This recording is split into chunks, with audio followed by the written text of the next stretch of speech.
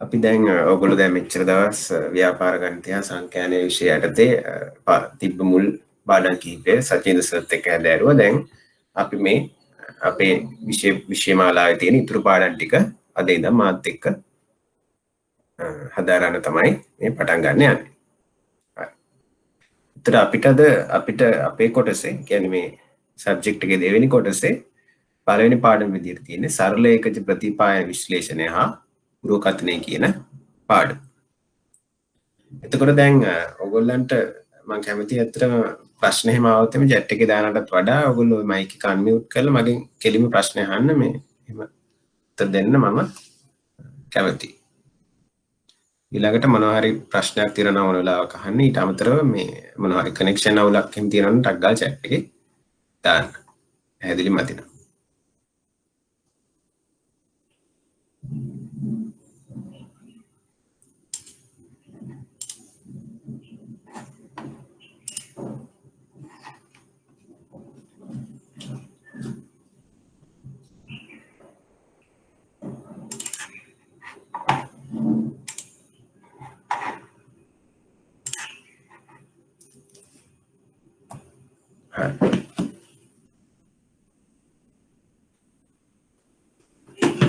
එතකොට අපි මුලින්ම බලමු මේ ප්‍රතිපායන විශ්ලේෂණය කියන්නේ මොකක්ද කියලා.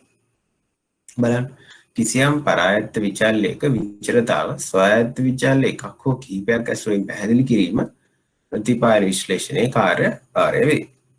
එතකොට අපි මුලින්ම බලමු මේ ස්වායත්ත විචල්‍ය පරායත්ත විචල්‍ය කියන්නේ මොනවද කියලා. දැන් ඔයගොල්ලෝ මේ වෙනකොට ගොඩක් වෙලාවට නේද ඉස්කෝලේ දැනුමෙන් උනත් දන්නවත් ඇති මේක. හැබැයි මම ආයෙත් මතක් කරන්න. පොඩි උදාහරණයක් ගමු. හිතන්න ඕගොල්ලෝ බස් එකේ ගමනක් යනවා කියලා. ඒතර බස් එකේ ගමනක් යනකොට ඕගොල්ලන්ට බස් ගාස්තුවක් නියම වෙනවා නේද? එතකොට මේ බස් ගාස්තුව වෙනස් වෙන්නේ මොකක් මතද? බස් ගාස්තුව වෙනස් වෙන ගොඩක් සාධක තියෙනවා. බස් එකේ සුඛෝපභෝගී බස් එකක්ද අද සුඛෝපභෝගී බස් එකක්ද ඒ වගේ සාධක මතත් වෙනස් වෙනවා. හැබැයි හිතන්නකෝ ඕගොල්ලෝ මොකක් හරි එක බස් එකකට නැග්ගා කියලා. ඒතර මේ බස් එකට නැග්ගාට පස්සේ බස් ගාස්තුව වෙනස් වෙන මොන සාධකෙ මතද? බස් ගාස්තුව වෙනස් වෙන එකම සාධකය තමයි ප්‍රධාන සාධකය තමයි ගමන් කරන දුර නේද? එතකොට මේ බස් ගාස්තුව හා දුර අතර සම්බන්ධයක් අපි කල්පනා කරමු. අපිට තියෙනවා බස් ගාස්තුව තියෙනවා දුර තියෙනවා. එතකොට මේ බස් ගාස්තුවයි දුරයි ප්‍රස්ථාරයක දක්වන්නේ කොහොමද? ප්‍රස්ථාරයක දක්වන්නේ කිව්වොත් අපි දන්නවා දැන් දුරත් එක්ක බස් ගාස්තුව වැඩි වෙනවා. ඒතර ප්‍රස්ථාරයට අක්ෂ දෙකක් තියෙනවා. මේ ප්‍රස්ථාරයක් ඇන්දොත් එහෙම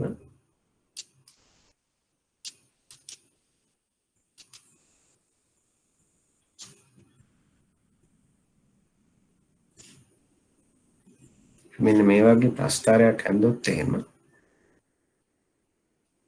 එතන අපිට පුළුවන් මේ අක්ෂය නම් කරන්න ගාස්තුව කියලා. මේ අක්ෂය නම් කරන්න පුළුවන් දුර කියලා. එතකොට අපි දන්නවා මේ දුරත් එක්ක බස් ගාස්තුව වැඩි වෙනවා කියලා. ඒතර අපිට මෙන්න මේ වගේ ප්‍රස්ථාරයක් හම්බ වෙන්නේ නේද? මොකද මේ වගේ ප්‍රස්ථාරයක් හම්බ වෙන්නේ දුර බිඳුවේදී කියන්නේ නැගලා බැස්සත් අර අවම ගාස්තුව ගෙවන්න වෙනවා නේ. ඒතර දැන් මේ වගේ ප්‍රස්ථාරයක ඔයගොල්ලෝ දන්නවා සාමාන්‍යයෙන් අපි පොදුවේ හඳුනන x අක්ෂයක් හා y අක්ෂයක් කියලා එකක් තියෙනවා නේද? ඒතර මේක සාමාන්‍යයෙන් x අක්ෂය කියලා ගන්න මෙන්න මේ අක්ෂය නේද? ඒතර අපේ x අක්ෂය වෙලා තියෙන්නේ දුර. y අක්ෂය වෙලා තියෙන්නේ ගාස්තුව. එතකොට මෙන්න මේ අක්ෂ දෙකට මෙන්න මේ විචල්‍ය දෙකට තමයි අපි මේ ස්වායත්ත විචල්‍ය පරායත්ත විචල්‍ය කියලා කියන්නේ. එතන මෙතන ස්වායත්ත විචල්‍ය මොකක්ද? ස්වායත්ත විචල්‍ය වෙන්නේ මෙතන මෙන්න මේ දුර. ස්වායත්ත විචල්‍ය කියලා කියන්නේ අපි වෙනස් කරන විචල්‍ය. දැන් අපි මේ බස් ගාස්තුව හා දුර කියන සම්බන්ධයේදී අපි වෙනස් කරන්නේ මොකක්ද? අපි ගාස්තුව වෙනස් කරනවද නැහැ. අපි වෙනස් කරන්නේ දුර. කියන්නේ අපි අනුරාධපුර කොළඹ බස් එකකට නැගලා අනුරාධපුරේ ඉඳලා කොහෙද?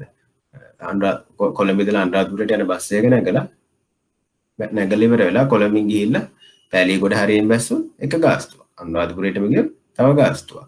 කියන්නේ අපි වෙනස් කරන්නේ දුර.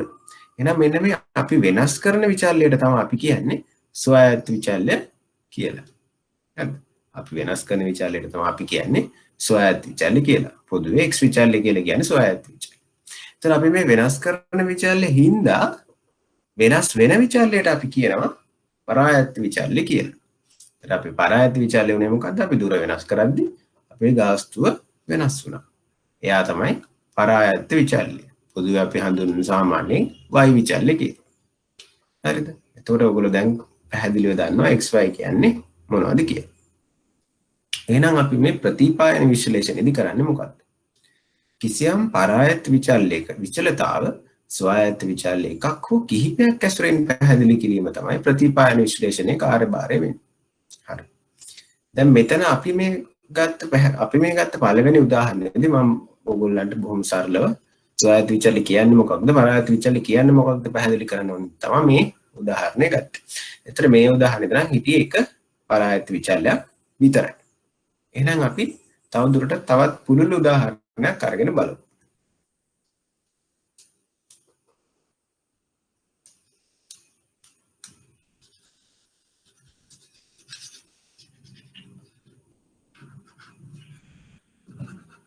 ඔයගොල්ලන්ට පැහැදිලිව ඇහෙනවා හිතනවා.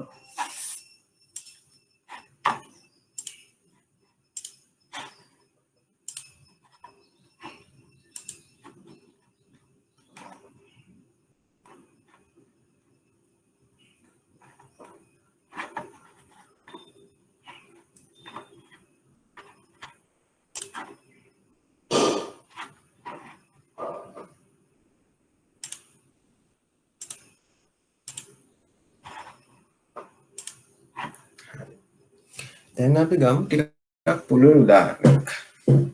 අපි ගමු මොකක් හරි කෑම ජාතියකට තියෙන ඉල්ලුම වගේ උදාහරණයක්.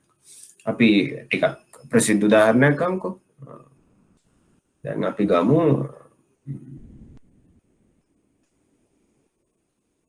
ගමු පීට්සා වලට තියෙන ඉල්ලුම. අපි ගමු පීට්සා වලට තියෙන ඉල්ලුම. අපිට තියෙනවා පීට්සා.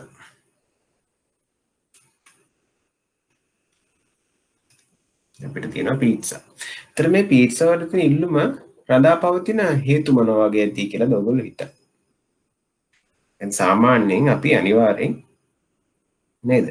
දැන් ඔයගොල්ලෝ දැකලා තියෙනවා ඔය අඟහරුවාදට ඒ වගේ දවස්වලට එක එක මැසේජ් එනවා නේද? පීට්සා දෙකක් මේ ගාන්න දෙනවා. එකක් ගත්තාම මීඩියම් එකක් ෆ්‍රී දෙනවා. ඔය වගේ මැසේජ්. ඒතර මේ වගේ මේවා මොකක්ද වෙන්නේ? අපි ගෙවන මිල කියන්නේ අපි ගන්න ප්‍රමාණයට ගෙවන මිල අඩු වෙන එක තමයි වෙන්නේ නේද? ඒ කියන්නේ අපි අනිවාර්යයෙන් මේ මිල කියන සාධකයේදී බලනවා නේද? ඒ කියන්නේ පාරිභෝගිකයන්ගේ පීට්සා වල තියෙන ඉල්ලුම අනිවාර්යයෙන් මිල මත රඳා පවතිනවා කියලා අපිට ඔයගොල්ලන්ට තේරෙනවා. එහෙනම් පීට්සා වල ඉල්ලුම ගැන තමයි අපි දැන් මේ විශ්ලේෂණය කරන්න යන්නේ. හරිද? ඒතර අපි ඉල්ලුම තියෙනවා. පීට්සා සඳහා ඉල්ලුම තියෙනවා. ඒතර බලනවා ඔකට බලපාන සාධක මොනවද කියලා. ඉතර බලපාන සාධකයක් විතර අපි අඳුරගත්තා. මොකද්ද මිල. හරි. ඊට පස්සේ තව මොනවද සාධක තියෙන්නේ? දැන් ඔයගොල්ලෝ සාමාන්‍යයෙන් දැන් මාසේ හම්බ වෙනවා සැලරි. සැලරි එකෙම හම්බෙලා පළවෙනි දවස් ටික කොහොම ජීවත් වෙන්නේ? පළවෙනි දවස් ටික බොහොම රජෙක් වගේ ජීවත් වෙනවා නේද? ඒතර නිතර මේවා කියන්නේ සාමාන්‍යයෙන් කන බත් අරම කන්න නැතු නේද? පීට්සා කාලා එහෙම ටිකක් වැඩියෙන් වියදම් කරන ගතියක් තියෙනවනේ ස්වභාවයක් තියෙනව නේද? ඒතර ඒ කියන්නේ අපේ ආදායම මේ වගේ මේ පීට්සා වගේ කියන්නේ පීට්සා කියන්නේ දැන් බටහිර රටවල ටිකක් මොකක්ද මේ සුකෝබ්බුගේ ආහාරය නෝනට දැන් ලංකාවේ ටිකක් සාමාන්‍ය බත් පාන් වලට වඩා ගණන්නේ. ඒතර එහෙම බැලුවහම පීට්සා වල ඉල්ලුමට අනිවාර්යෙන් ආදායමක් බලපෑමක් තියෙනවා නේද? මොකද දැන් කොළඹින් ඈතට යන පීට්සා හත් දකින්නේ නැහැ නේ ඔයගොල්ලෝ වැඩිපුර. ඒ කියන්නේ මේ පැත්තේ වල ආදායම වැඩි හින්දා පීට්සා වැඩි. පීට්සා ඩොමිනෝස් වැඩි. ඒතර ඒ කියන්නේ අනිවාර්යෙන් ආදායමත් අපේ මේ පීට්සා වල ඉල්ලුම කෙරේ බලපානවා නේද? හරි. ඒතර ආදායම කියන සාධකයත් පීට්සා ඉල්ලුම කෙරේ බලපානවා. ඊට අමතරව වෙන මොනවද බලපාන්නේ? තව බලපාන ප්‍රධාන සාධකයක් තමයි පාරිභෝගික රුචිකත්වය නේද? දැන් මොකක් හරි වෙලා දැන් හිතන්නකෝ දැන් පීට්සා වෙනුවට මොකක් හරි අලුත් ආදේශන භාණ්ඩයක් එනවා. දැන් පහුගිය කාලේ මොනවද පීට්සා වෙනුවට දැන් ටිකක් ඒ කියන්නේ ලංකාවට දැන් පීට්සා තිබ්බන ටිකක් කාලයක් තිස්සේ. හැබැයි එච්චර ඊට වඩා අඩු වෙනව සබ්මැරින් එහෙම තිබ්බේ. දැන් ඒ වගේ ඒවා එනකොට ටිකක් මිනිස්සු අර පීට්සා වලින් ඈත් වෙලා දැන් අර ටාකෝ බෙල් එකේ තියෙනවා. දැන් ඒ වගේ කෑම එනකොට දැන් පීට්සා වලින් ඈත් වෙලා වෙන ඒවට රුචිකත්වය මාරු වෙන්න පුළුවන්. ඒ කියන්නේ මිනිස්සුන්ගේ මේ පීට්සා කියන කෑමකට තියෙන කැමැත්ත රුචිකත්වයත් අනිවාර්යෙන් මේක ඉල්ලුම කෙරෙහි බලපාන. ඒතර මේ වගේ සාධක කීපයක් රුචිකත්වය. ඒතර මේ වගේ සාධක කීපයක් බලපාන බව අපි දැක්ක පීට්සා වල ඉල්ලුමට. හරිද? එතකොට මේ සාධක එක එක විදිහට බලපාන්නේ. දැන් උදාහරණයක් විතර ගත්තොත් එහෙම පීට්සා වල ඉල්ලුමයි මිලයි අතර සම්බන්ධයක් ඕගොල්ලෝ අඳින්න උත්සාහ කළොත් එහෙම ඔන්න තියෙනවා ඉල්ලුම ඔන්න තියෙනවා මිල වැඩි වෙනකොට ඉල්ලුම වැඩි වෙනවද? නෑ නේද? මිල අඩු වෙනකොට තමයි ඉල්ලුම වැඩි වෙන්නේ. ඒතර ඒ සම්බන්ධයෙන් මෙන්න මෙහෙම එකක්. ඒතර රුචිකත්වයත් එක්ක ඇඳුත් එහෙම රුචිකත්වනේ මේ ආදායම දෙවෙනිට තියෙන ආදායමත් එක්ක ඇඳුත් එහෙම මොකද වෙන්නේ?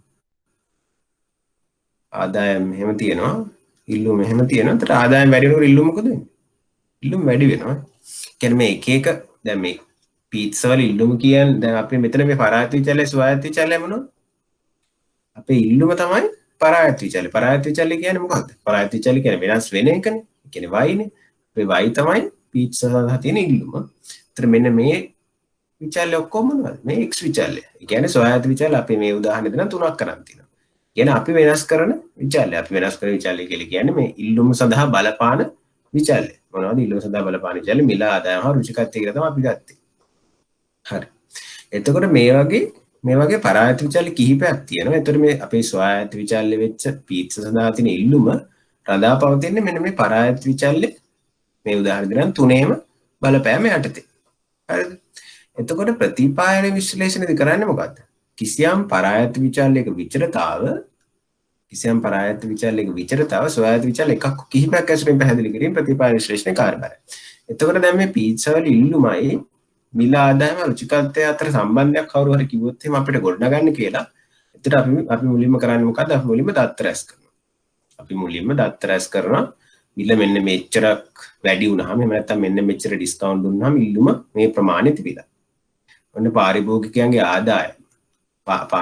ආදායම වැඩි වෙනකොට ඒ කියන්නේ පාරිභෝගිකයන්ගේ ආදායම පඩිය රුපියල් 50000ට වඩා වැඩි වෙන පාරිභෝගිකයන් අතර මෙන්න මේ වගේ ඉල්ලුමක් තියෙනවා. එතන පඩිය රුපියල් 30000 වගේ තියෙන පාරිභෝගිකයන් අතර මේ වගේ ඉල්ලුමක් තියෙනවා. ඒතර ආදායමකින් දත්ත ටිකත් රැස් කරලා ඉල්ලුමත් එක්ක සම්බන්ධ කරනවා. ඊට පස්සේ රුචිකත්වය රඳා පවතින්නේ අර වෙන ආදේශන භාණ්ඩ ආරම්භ වෙනකොට. ඒතර එහෙම එනකොට ඉල්ලුම වෙනස් වෙන ආකාරයට අදාළ දත්තත් රැස් කරනවා. ওই දත්ත ඔක්කොම රැස් කරලා අපි සම්බන්ධයක් ගොඩනගන්න හදනවා. මෙන්න මේ පීට්සා වල ඉල්ලුම කොහොමද අපි පැහැදිලි කරන්න කියලා මෙන්න මේ මිල ආදායම රුචිකත්වය කියන සාධක මත. ඔන්න ඔය සම්බන්ධය ගොඩනගන එකට තමයි අපි කියන්නේ මේ ප්‍රතිපායන විශ්ලේෂණය කියලා. එතකොට අපේ මෙන්න මේ පීට්සා වල ඉල්ලුම කියන පරායත්ත විචල්‍ය මෙන්න මේ ස්වායත්ත විචල්‍ය වෙච්ච ඒ කියන්නේ ඒ සඳහා බලපාන විචල්‍ය වෙච්ච මිල ආදායම රුචිකත්වය කියන විචල්‍ය කිහිපය ඇසුරින් පැහැදිලි කිරීම තමයි අපි ප්‍රතිපායන විශ්ලේෂණය කියලා කරන්නේ. දැන් ප්‍රතිපායන විශ්ලේෂණය කියන්නේ ගණිතමය කර්තව්‍යයක්නේ. ඒතර ඒ වගේ වැඩකදී අපිට ඕනේ මොන හරි ගණිතමය ඉලක්කමක්. ඒ කියන්නේ ගණිතමය සාධකයක් ඕනේ අපිට විශ්ලේෂණය කරන්න.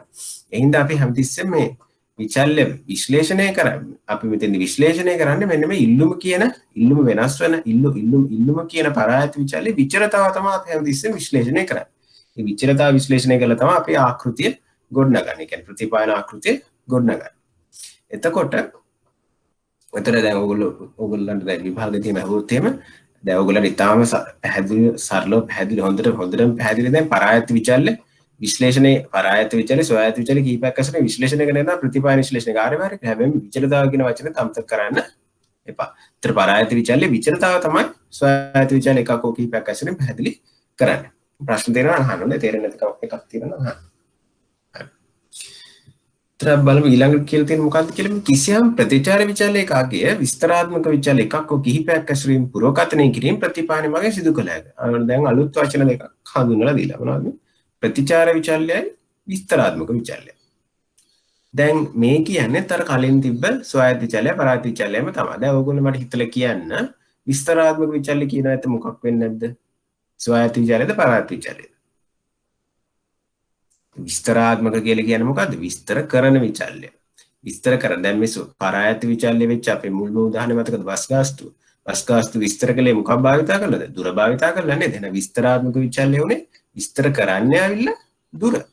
දුර විස්තර කරනවා ගාස්තුව වෙනස් වෙන්නේ කොහොමද කියන එක. එහෙනම් මේ විස්තරාත්මක විචල්්‍ය කියන්නේ ආයි y විචල්්‍ය කියන්නේ x විචල්්‍ය කියන්නේ ස්වයත්ත විචල්්‍ය. ඒතර ප්‍රතිචාර විචල්්‍ය කියන්නේ මොකද්ද? මේ විස්තරාත්මක විචල්්‍ය වෙනස් වෙනකොට ඒකල ප්‍රතිචාරයේ විදිහට වෙනස් වෙන y විචල්්‍ය. කියන්නේ අපේ උදාහරණෙ දෙනම් බස් ගාස්තුව දුර අතර නම් දුර වෙනස් වෙනකොට වෙනස් වුනේ මොකද්ද? ප්‍රතිචාරය දැක්වේ කවුද? ගාස්තුව කියන y විචල්්‍ය. එතකොට කිසියම් ප්‍රතිචාර විචල්්‍යයක විස්තරාත්මක විචල්්‍ය අගය විස්තරාත්මක විචල්්‍ය එකක් හෝ කිහිපයක් ඇසුරින් එකක් හෝ කිහිපයක් කියලා කියන්නේ මේ උදාහරණය දෙන විස්තරාත්මක විචල්්‍ය කී තුනක් කියන්නේ එකක් හෝ කිහිපයක් ඇසුරින් පුරෝකථනය කිරීම ප්‍රතිපාදන විශ්ලේෂණය මගින් සිදු කළ හැකියි. දැන් ප්‍රතිපාදන විශ්ලේෂණයේ කාර්යභාරය අපි පළවෙනි වාක්‍යෙදි ඉගෙන ගත්තා. දැන් මෙතන කියන්නේ මේ ප්‍රතිපාදන විශ්ලේෂණයේ ප්‍රයෝජන. ඒතර ප්‍රතිපාදන විශ්ලේෂණය භාවිතා කරලා ඉවරලා ඔයගොල්ලෝ ගොඩනගව කියලා තනක ආකෘතිය. මොකක් හරි ගණිතමය ආකෘතියක් ගොඩනගන ඔයගොල්ලෝ ප්‍රතිපාදන විශ්ලේෂණය භාවිතා කරලා. ඒතර මේ ආකෘතිය ගොඩනගුවට පස්සේ අපිට පුළුවන් මේ ආකෘතිය පාවිච්චි කරලා ඉවරලා මෙන්න මේ එක එක විචල්්‍ය වෙනස් වෙනකොට ඉල්ලුම වෙනස් වෙනදී පුරෝකථනය කරනවා. පුරෝකථනය කියන්නේ මොකද්ද? ප්‍රෙඩික්ට් කරනවා. ඒ කියන්නේ දැන් අපි මොකක් හරි ඔන්න මෙහෙම දැන් ආකෘතිය ගොඩනගුවා කියලා හිතන්නකෝ. දැන් අපි අර සරල උදාහරණයක් ගමුකෝ. ඔයගොල්ලන්ට තේරෙන්නේ? දැන් දුරයි බස් ගාස්තුව අතර ඔහොම දාලි වෙරලා දුර ගාස්තුව දාලි වෙරලා මෙහෙම ආකෘතියක් ගොඩනගුවා කියලා හිතන්නකෝ. එතකොට දුර කිලෝමීටර් 40ක් වෙද්දී ගාස්තුව කීයද කියලා අපිට මේක පාවිච්චි කරලා පුරෝකථනය කරන්න පුළුවන්. හරිද? හරි.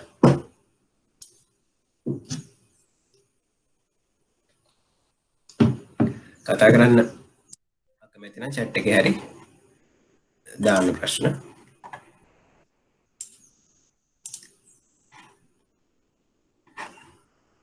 දාලා නැහැනේ.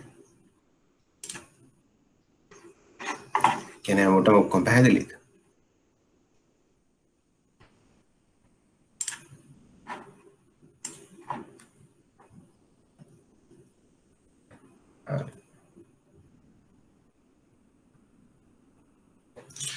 ඊට පස්සේ අපිට තියෙනවා සරල ඒකජ ප්‍රතිපාදනය. දැන් ඒ කියන්නේ අපි දැන් පොදුවේ ප්‍රතිපාදනය මම දැන් පැහැදිලි කළානේ. දැන් අපි මුලින්ම හදාරන්න යන්නේ සරල ඒකජ ප්‍රතිපාදනය. සරල ඒකජ ප්‍රතිපාදනය කියන්නේ මොකක්ද? කිසියම් පරායත විචල්‍යයක විචරතාව ස්වයායත විචල්්‍යයක් ඇසුරින් පැහැදිලි කිරීම සරල ඒකජ ප්‍රතිපාදන විශ්ලේෂණයේ කාර්යභාරය වේ.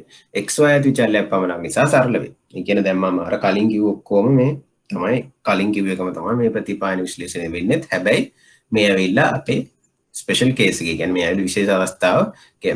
මේක ප්‍රතිපාදන විශ්ලේෂණ ආකාර දෙකකට බෙදුවොත් මේ ඇවිල්ලා පළවෙනි ආකාරය මේ ආකාරයේ පරායත විචල්්‍ය මේ ස්වයායත විචල්්‍ය කීයක් කියනවා? ස්වයායත විචල්්‍ය එකයි ඉන්නේ. ඒකයි සරල කියලා කියන්නේ. සරල කියලා කියන්නේ ඒකයි. සරල කියලා කියන්නේ x ස්වයායත විචල්්‍ය පමණක් නිසා සරල වේ. එතකොට මේ මෙතෙන්දී අපිට ඉන්නේ අත්‍තරම y කොහොමත් එකයි ඉන්නේ. පරායත විචල්්‍ය හැමතිස්සෙම එකයි ඉන්නේ. එකක් පැහැදිලි කරන්න අපි හදන්නේ. මෙතන ස්වයායත විචල්්‍ය ඉන්නේ එකක් විතරයි. හරිද? මේ වගේ වල උදාහරණ අපි මුලින්මත් පැහැදිලි කළා. බස් ගාස්තුව නේද? බස් ගාස්තුව වෙනස් වෙන හැටි දුර අනුව ඊට අමතරව දැන් ස්වයායත විචල්්‍යයක් පරායත විචල්්‍යයක් ස්වයායත විචල්්‍යයක් ඇසුරින් එකක් ඇසුරින් පැහැදිලි කරන්න පුළුවන් අවස්ථා වෙන මොනවද තියෙන්නේ? සේවකයන්ගේ පළපුරුද්දයි වැටුපය අතර සම්බන්ධය. දැන් උදාහරණයක් විදිහට නේද ඔයගොල්ලෝ දැන් රාජ්‍ය රැකියාවල දැකලා ඇති අර ඇඩ්වර්ටයිස්මන්ට් එකේම දාලා තියෙනවා නේද? 30 මේ වගේ දාන්නේ අර 35000 දාන 1275 වැඩි කිරීම 10. කියන්නේ මේ 35000න් පඩිය පටන් ගත්තා නම් අවුරුද්දක් ඉවරුනහම තව 1275ක් වැඩි වෙනවා. අවුරුද්දක් ඉවරුනහම තව 1275ක් වැඩි වෙනවා. ඒ කියන්නේ මේ මොකද වෙන්නේ මේ පළපුරුද්දත් එක්ක රේඛීයව වැටුප වැඩි වෙනවා. ඒතර පළපුරුද්දයි වැටුපයි අතර සරල රේඛීය සම්බන්ධතාවයක් තියෙනවා. හරිද? ඒතර ඒ කියන්නේ විචාර දෙකක් අතර සම්බන්ධයක් තමයි මෙතෙන්දි පැහැදිලි කරන්න වෙන්නේ පළපුරුද්දයි වැටුපයි අතර. ඒතර ඒ වගේ විචාර දෙකක් අතර තියෙන සම්බන්ධතාව තව මොනවද? වාහනවල නඩත්තු වියදම තියෙන්න පුළුවන්. වාහනවල නඩත්තු වියදම මොකක් මතද මේ වාහනේ පාරණ වෙන්න පාරණ. ඒ කියන්නේ වාහනේ වයසත් එක්ක වාහනේ නඩත්තු වියදම වෙනස් වෙන්න පුළුවන්. ඒ වගේ විචාර දෙකක් අතර තියෙන සම්බන්ධතාව තමයි මේ සරල ඒකජ ප්‍රතිපාදනයේ අපි විශ්ලේෂණය කරන්නේ. එතකොට සරල ඒකජ ප්‍රතිපාදනය සඳහා මූලික ආකෘතිය අපිට මෙන්න මේ විදිහට දීලා තියෙනවා. y සමානයි alpha ධන beta x ධන epsilon කියලා. හරිද? දැන් අපි මේ පදයකින් එක අඳුරගමු. හරි.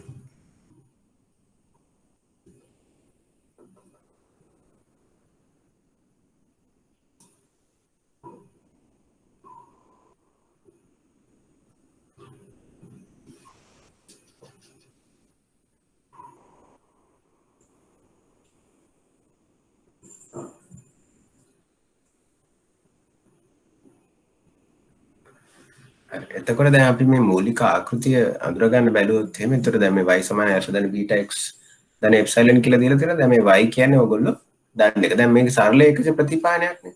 ඒතර සරල ඒකක ප්‍රතිපාදනයක් වුණාම ඔයගොල්ලෝ දැනගන්න ඕනේ මේකේ තියෙන ඕනේ මොකක්ද? ඒ කියන්නේ විචාල දෙකක් අතර සම්බන්ධය. ඒ කියන්නේ y x අතර සම්බන්ධය. දැන් ඔයගොල්ලෝ මූලික ගණිතය ඉගෙනගෙන ඇති. ගණිතය ඉගෙනගෙන සම්බන්ධයක් සරලව දක්වන්නේ මොන ආකාරයේ ප්‍රස්ථාරයකින්ද? මේ ප්‍රස්ථාරය අහලා තියෙනවද කියලා බලන්න. y සමානයි mx ධන c නේද? මෙන්න මේ විදිහට සරල රේඛාවක ප්‍රස්ථාරය අපි අඳින්න. මෙන්න මේ සරල රේඛාවක ප්‍රස්ථාරය නේද? එතකොට c කවුද? c කියන්නේ අන්තක්ඛණ්ඩය නේ. c කියන්නේ අන්තක්ඛණ්ඩය, m කියන්නේ කවුද? m කියන්නේ අනුක්‍රමණය නේද? m කියන්නේ අනුක්‍රමණය. කියන්නේ නිකම් මේක ඇඳුත් මෙහෙම y සමානයි 2x ධන 1 කියලා ඇඳුත් එහෙම 1 කියන්නේ මෙන්න මේ c, 2 කියලා කියන්නේ කවුද? 2 කියන්නේ මේ කියන්නේ අනුක්‍රමණය 2යි. හරිද? එතකොට මෙන්න මේ දැන් මේ සරල ඒකක ප්‍රතිපාදනයේදී විචාර දෙකක් අතර සම්බන්ධයක් නේ. එතන අපි සරල රේඛාවක් තමයි මේ ගොඩනගන්න හදන්නේ. හරිද? එතන ඒ කියන්නේ මේ y සමාන mx ධන c ආකෘතියම තමයි. දැන් මෙතන මේ mc වෙනුවට වෙන ග්‍රීක ආකෘති දෙකක් පාවිච්චි කරලා තියෙනවා. දැන් මෙතන c වෙනුවට පාවිච්චි කරලා තියෙන්නේ කවුද? ඇල්ෆාව. බීටා වෙනුවට පාවිච්චි කරලා තියෙන්නේ කවුද? m වෙනුවට පාවිච්චි කරලා තියෙන්නේ කවුද? බීටා. ඊට අමතරව එප්සයිලන් එකකුත් තියෙනවා. දැන් බලමු මේක කියලා තියෙන මොකක්ද කියලා. දැන් x කියලා කියන්නේ ස්වයංත්වත් විස්තරාත්මක විචාරය. දැන් වචන දෙකම දීලා තියෙනවා කලින් පාවිච්චි කරපු x කියලා කියන්නේ අපි වෙනස් කරන විචාරය. අපේ බස් අපේ මේ ගාස්තුව. මේ ගාස්තුව දුර උදාහරණ දෙනවා. ඒතර x කියලා කියන්නේ කවුද? x කියලා කියන්නේ දුර. ඒතර y කියලා කියන්නේ පරායත්වත් ප්‍රතිචාර විචාරය. කියන්නේ අපේ ගාස්තුව. අපි දුර වෙනස් කරනකොට වෙනස් වෙන මොන විචාරයද? ගාස්තුව. ඒතර ඇල්ෆා බීටා කියන්නේ නිගමනය කළ යුතු පරාමිතියන්. ඒ කියන්නේ මොකද්ද? දැන් මෙතන ඇවිල්ලා ප්‍රතිපාදන විශ්ලේෂණ. සරල ඒකජ ප්‍රතිපාදනද අපි කරන්නේ මෙන්න මෙහෙම සරල රේඛාවක් අඳින එක තමයි අපි කරන්නේ. හරිද? ඒතර මේ සරල රේඛාවක් අඳින්න අපි මොනවද දැනගන්න ඕනේ සාධක? මේ සරල රේඛාවේ හැඩය වෙනස් වෙන මොනවද? සරල රේඛාව නම් මෙහෙම ඇඳගෙන මෙහෙම ඇඳගෙන මෙහෙම ඇඳගෙන. මේ සරල රේඛාවේ තියෙන ප්‍රධාන ලක්ෂණ දෙක මොනවද? මේ සරල රේඛාවේ තියෙන ප්‍රධාන ලක්ෂණ දෙක තමයි මේ අනුක්‍රමණය හා අන්තක්ඛණ්ඩය. කියන්නේ m හා c. මූලික ගණිතයේදී ඔයගලන්ට මතක ඇති මේ සරල රේඛාවේ හැඩේ තීරණය වෙන්නේ මේ m හා c අනුව නේද? ඒතර එන ප්‍රතිපාදන විශ්ලේෂණය අපි මේ සරල රේඛාවක් නම් අඳින්න හදන්නේ. එහෙනම් අපි නිගමනය කරන්න ඕන සාධක දෙක මොනවද? m හා c. කියන්නේ මේ ඇල්ෆා හා බීටා කියන පරාමිති. එහෙනම් සරල ඒකජ ප්‍රතිපාදනයේදී මේ ඇල්ෆා හා බීටා කියලා කියන්නේ නිගමනය කරන්න ඕනේ පරාමිති. ඊට පස්සේ බලන්න එප්සයිලන් කියන්නේ මොකක්ද කියලා. එප්සයිලන් කියන්නේ වැරදි පදය. x හා y අතර නිශ්චිත සම්බන්ධයක් නොමැති බව මේ නිරූපණය වේ. ඒතර වැරදි පදේ කියන්නේ මොකක්ද කියලා මම අතටම ඔයගොල්ලන්ට තව ටීකින් කියලා දෙන්නම්. ඒතර මේක දැනට මතක තියාගන්න මේ කියන්නේ මේ අපි මේ ඇවිල්ලා 100%ක් සර්ව සම්පූර්ණ ආකෘතියක් නෙමෙයි ගොඩනගන්නේ. ඒතර y අපිට හරියටම පුරෝකථනය කරන්න බෑ. ඒකද මේ ඇල්ෆා ධන බීටා x ට තව කෑල්ලක් එකතු කරලා හරි අඩු කරලා හරි තමයි අපිට y ගන්න වෙන්නේ. මේ වැරදි පදේ තමයි මේ එප්සයිලන් කියලා දීලා තියෙන්නේ. මේක එප්සයිලන් ග්‍රීක අකුරක්. හරි. ඊට පස්සේ අපි විවිධ සංඛ්‍යාන සම්බන්ධතා කිහිපයක් ගැන අදාළව. දැන් සංඛ්‍යාන සම්බන්ධතා කියලා කියන්නේ මොනවා හරි විචාරය අතර තියෙන සම්බන්ධතාවය. එතකොට මේවා සංඛ්‍යාන සම්බන්ධතා ප්‍රධාන වශයෙන් අපිට කියන්නේ විවිධාකාරයේ සම්බන්ධතා තියෙන්න පුළුවන්. සමහර වෙලාවට ධන සම්බන්ධතා තියෙන්න පුළුවන්. සමහර වෙලාවට ඍණ සම්බන්ධතා තියෙන්න පුළුවන්. කියන්නේ මේක ප්‍රධාන වශයෙන් ධන සම්බන්ධතා තියෙන්න පුළුවන්. ඍණ සම්බන්ධතා තියෙන්න පුළුවන්. ධන සම්බන්ධතා කියන්නේ මොනවද? ධන සම්බන්ධතා කියලා කියන්නේ අපිට දැන් විචාර දෙකක් අතර සම්බන්ධයක් අපි හැමතිස්සෙම හදාරන්නේ x y අතර සම්බන්ධයක්. ඒත් ධන සම්බන්ධතාවකද වෙන්නේ x වැඩි වෙනකොට y වැඩි වෙනවා. x වැඩි වෙනකොට y වැඩි වෙනවා. උදාහරණයක් මොනවද? දැන් හිතන්නකෝ මිනිසෙක්ගේ උස හා බර අතර සම්බන්ධයක්. දැන් මහත වෙනස් නැහැ කියලා ලොකුට මහත් වෙන්නේ නැහැ කියලා හිතුවොත් එහෙම සාමාන්‍යයෙන් ඔයගොල්ලෝ දන්නවා. මිනිස්සේ උස යන මොකද වෙන්නේ? බර වැඩි වෙනවා නේ. එතකොට උසයි බරයි අතර තියෙන මොන සම්බන්ධතාවයක්ද? එතකොට උස කියන්නේ x නම් බර කියන්නේ y නම් උසයි බරයි අතර තියෙන ධන සම්බන්ධතාවය. ඒ කියන්නේ අපි ප්‍රස්ථාරයක් ඇඳුත් එහෙම උස මෙහෙම දාලා බර මෙහෙම දාලා ඔන්න ඔහොම සම්බන්ධයක් තමයි තියෙන්නේ. හරිද? එතකොට මේ සම්බන්ධතාවය වල ධන සම්බන්ධතාවය. හරිද? ඊට පස්සේ අනිත් අපේ ප්‍රධානම සම්බන්ධතා ආකාරය මොකද්ද? ඍණ සම්බන්ධතාව. එතන මෙතෙන්දි වෙන්නේ මොකද්ද? මෙතෙන්දි වෙන්නේ අපි x වැඩි කරනකොට y වැඩි වෙන්නේ y අඩු වෙනවා. එතකොට ඔකට තියෙන සරලම සම්බන්ධතාවයක් තමයි අතරම මේ තියෙන ඒවාටත් වඩා සරලම උදාහරණයක් කිව්වොත් එහෙම අපි පීට්සා උදාහරණය ගමුකෝ. පීට්සා උදාහරණේ විචාල දෙකක් විතරක් ඉන්නවා කියලා අපි හිතුවොත් එහෙම එතකොට අපිට ඉල්ලුම මෙහෙම තියෙනවා. මිල මෙහෙම තියෙනවා. මිල වැඩි කරන් ඉල්ලුම මොකද වෙන්නේ? පීට්සා මිල 10 ඉඳලා 2000 ගියොත් මිනිස්සුන්ගේ ඉල්ලුම වැඩි වෙනවද? නෑ නේද? ඉල්ලුම අඩු වෙනවා. අතට මේ ඇවිල්ලා ඍණ සම්බන්ධතාවය. කියන්නේ x කියන විචාලය වැඩි වෙනකොට y කියන විචාලයගේ අඩු වෙනවා. ඒ කියන්නේ මිල 1000 ඉඳලා මිල 2000ට යනකොට පීට්සා වල ඉල්ලුම 5 ඉඳලා 3ට යනවා වෙන්න පුළුවන්. හරිද? ඒ වගේ ඍණ සම්බන්ධතාවයක්. දැන් මේ ස්ලයිඩ් එකේ උදාහරණ කීපයක් තියලා තිනවා. අපි එකින් එක බලමු. තුරු සහ බර අතර තියෙන ධන සම්බන්ධතාව මම පැහැදිලි කළා. ඒතර පොලි අනුපාතිකය කොටස් වල අතර ඍණ සම්බන්ධතාවයක් තියෙනවා. දැන් ඔයගොල්ලෝ දන්නවා මේ දවස්වල කොහොමද පොලි අනුපාතිකය? මේ දවස්වල දැන් සාමාන්‍යයෙන් අවුරුද්දකට එකමාරක කාලයකට තිබ්බට වඩා පොලි අනුපාතිකය ගොඩක් දුරට අඩු වෙලා නේද? පොලි අනුපාතිකය 4.5කින් 5කින් අඩු වෙලා. දැන් 8ට 9ටත් ලෝන් ගන්න පුළුවන්. ඒතර පොලි ලෝන් ගන්නකොට ඊට අමතරව ඔයගොල්ලන් ඩිපොසිට් වලට ලොකු පොලියක් හම්බ වෙනවද? දැන් නෑ නේද? ඉස්සර 10%ක් විතර හම්බෙච්ච ස්ථාවර තැන්පත් වල පොලිය දැන් 5% වගේ හම්බෙන්නේ. ඒතර මේ පොලි අනුපාතික අඩු වුණාම මොකද වෙන්නේ? මිනිස්සු බැංකුවේ සල්ලි දාන්න නැතුව ගිහින් කරලා කොටස් වලට පොලේ ආයෝජනය කරනවා. ඒතර මේ මිනිස්සු වැඩියෙන් ආයෝජනය කරන කොටස් මිලට මොකද වෙන්නේ? කොටස් මිල වැඩි වෙනවා. ඒතර පොලි අනුපාතිකයි කොටස් මිල අතර සම්බන්ධතාව මම ප්‍රස්ථාරය ගන්නොත් එහෙම පොලි අනුපාතික ඉන්ට්‍රස්ට් රේට් එක කියන i කියලා දැම්මොත් එහෙම ඒතර කොටස් මිල මෙහෙම දැම්මොත් එහෙම පොලි අනුපාතික පෙරලක වැඩි වුණොත් එහෙම තව අවුරුද්දක වැඩි වුණොත් මොකද වෙන්නේ? මිනිස්සු කොටස් වලට ගුණ සල්ලි ඇදලා අරන් ඉවරලා බැංකුවේ දාන වෙන්න පුළුවන්. ඒතර පොලි අනුපාතික වැඩි වෙන කොටස් මිල මොකද වෙන්නේ? අඩු වෙනවා. පොලි අනුපාතික අඩු වුණොත් කොටස් මිල වැඩි වෙනවා.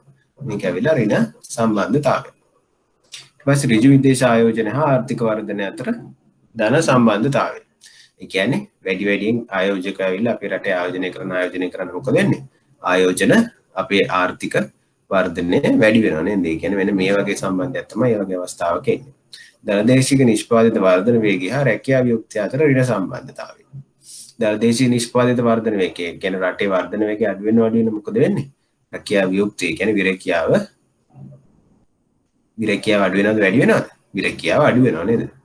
රට සමෘද්ධිමත් වෙන මිනිස්සුන්ගේ රැකියා වියුක්තිය අඩු වෙනවා. ධනදේශීය නිෂ්පාදිත වර්ධන වේගය හා රැකියා වියුක්තිය අතර ඍණ සම්බන්ධය. රැකියා වියුක්තිය නෙමෙයි කියන්නේ. රැකියා වියුක්තිය කියන්නේ අන්එම්ප්ලොයිමන්ට්. ඒ කියන්නේ කොච්චර දෙනෙක්ට රැකියාව නැද්ද කියන එක. රැකියා වියුක්තිය මොකද වෙන්නේ? ධනදේශීය නිෂ්පාදිත වැඩි වෙනවා. ධනදේශීය නිෂ්පාදිත වැඩි වෙන රැකියා වියුක්තිය මෙන්න මෙහෙම අඩු වෙනවා නේ.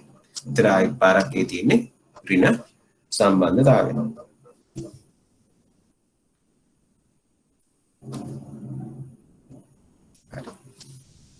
දැන් අපි ඉගෙන ගන්න යන්නේ ප්‍රතිපායන විශ්ලේෂණයේ ආකෘතිය.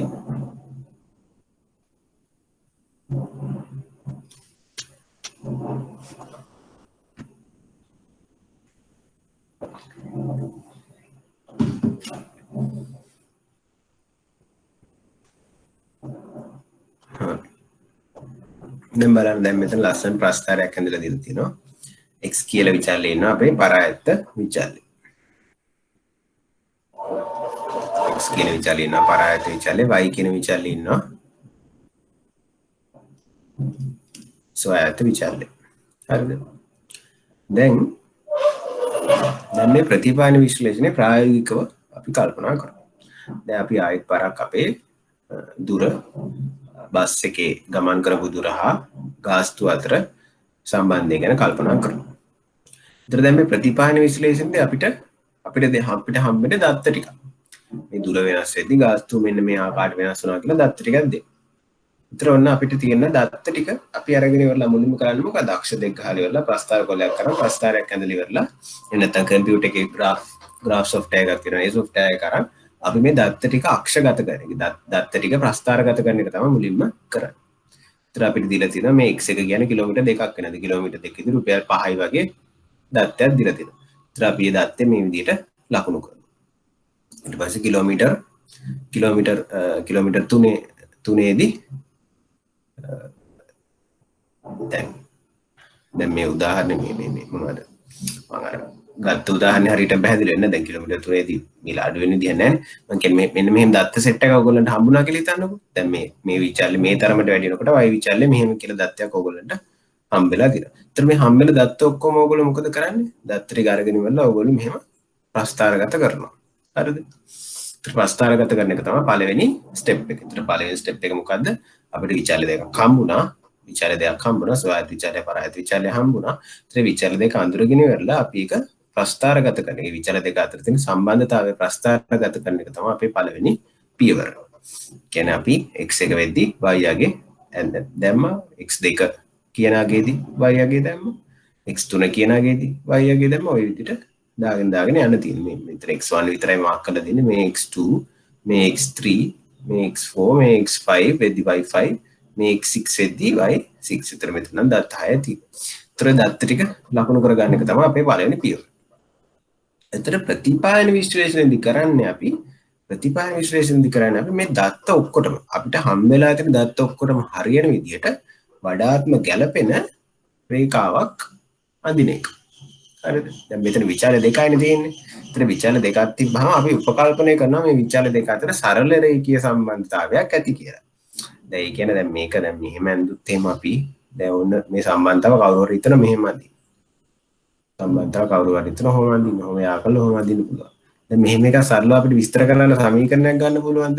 බැහැ නේද? ඒතර මේ වගේ එකට මොකක් හරි අමාරුවෙන් මොකක් හරි සමීකරණයක් අරගෙන ඉවරලා ඊට පස්සේ මේ හරි x දත්තයක් දුන්නොත් මේකේ y යගේ පුරෝකථනය කරන්න මේක පාවිච්චි කරන්න බෑ. හින්දා මේක අපි සරල ආකෘතියක් ගොඩ ගන්නවා. ඒක අපි මේ සරල රේඛාවක් අපේ ආකෘතිය විදිහට තෝරගන්න. හරිද? හරිද? ඒතර අපිට මේ දත්ත ටික හම්බුනාට පස්සේ අපි අපේ උත්සාහය තමයි මේ දත්ත ටික ඔක්කොම ගැලපෙන විදිහට සරල රේඛාවක් ඇඳගන්න එක. හරිද? මෙතන අපි රේඛීය සම්බන්ධතාවක් හදාගන්න එක තමයි අපේ ටාගට් එක. හරිද?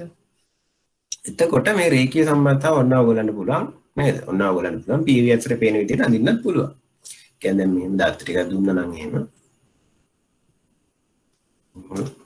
එක විදිය මෙහෙම දත්ත ටිකක් දුන්නා නම් එහෙම ඒතර ඔයගොල්ලන්ට අර ෆිසික්ස් එකම කළා නම් මතකයි ප්‍රස්තාර අඳින්නේ අපි නේද? ඇහැට පේන විදිහට මේ දත්ත කියන්නේ මේ දත්ත සෙට් එකට වඩාත්ම ගැලපෙන විදිහට. ඒ කියන්නේ වැඩිපුරම ලක්ෂ්‍ය ඔස්සේ යන පරිදි කියන්නේ දත්ත වල දුරත් අවම වෙන පරිදි බැලන්ස් කළ රේඛාවක් ගන්න තියෙනවා.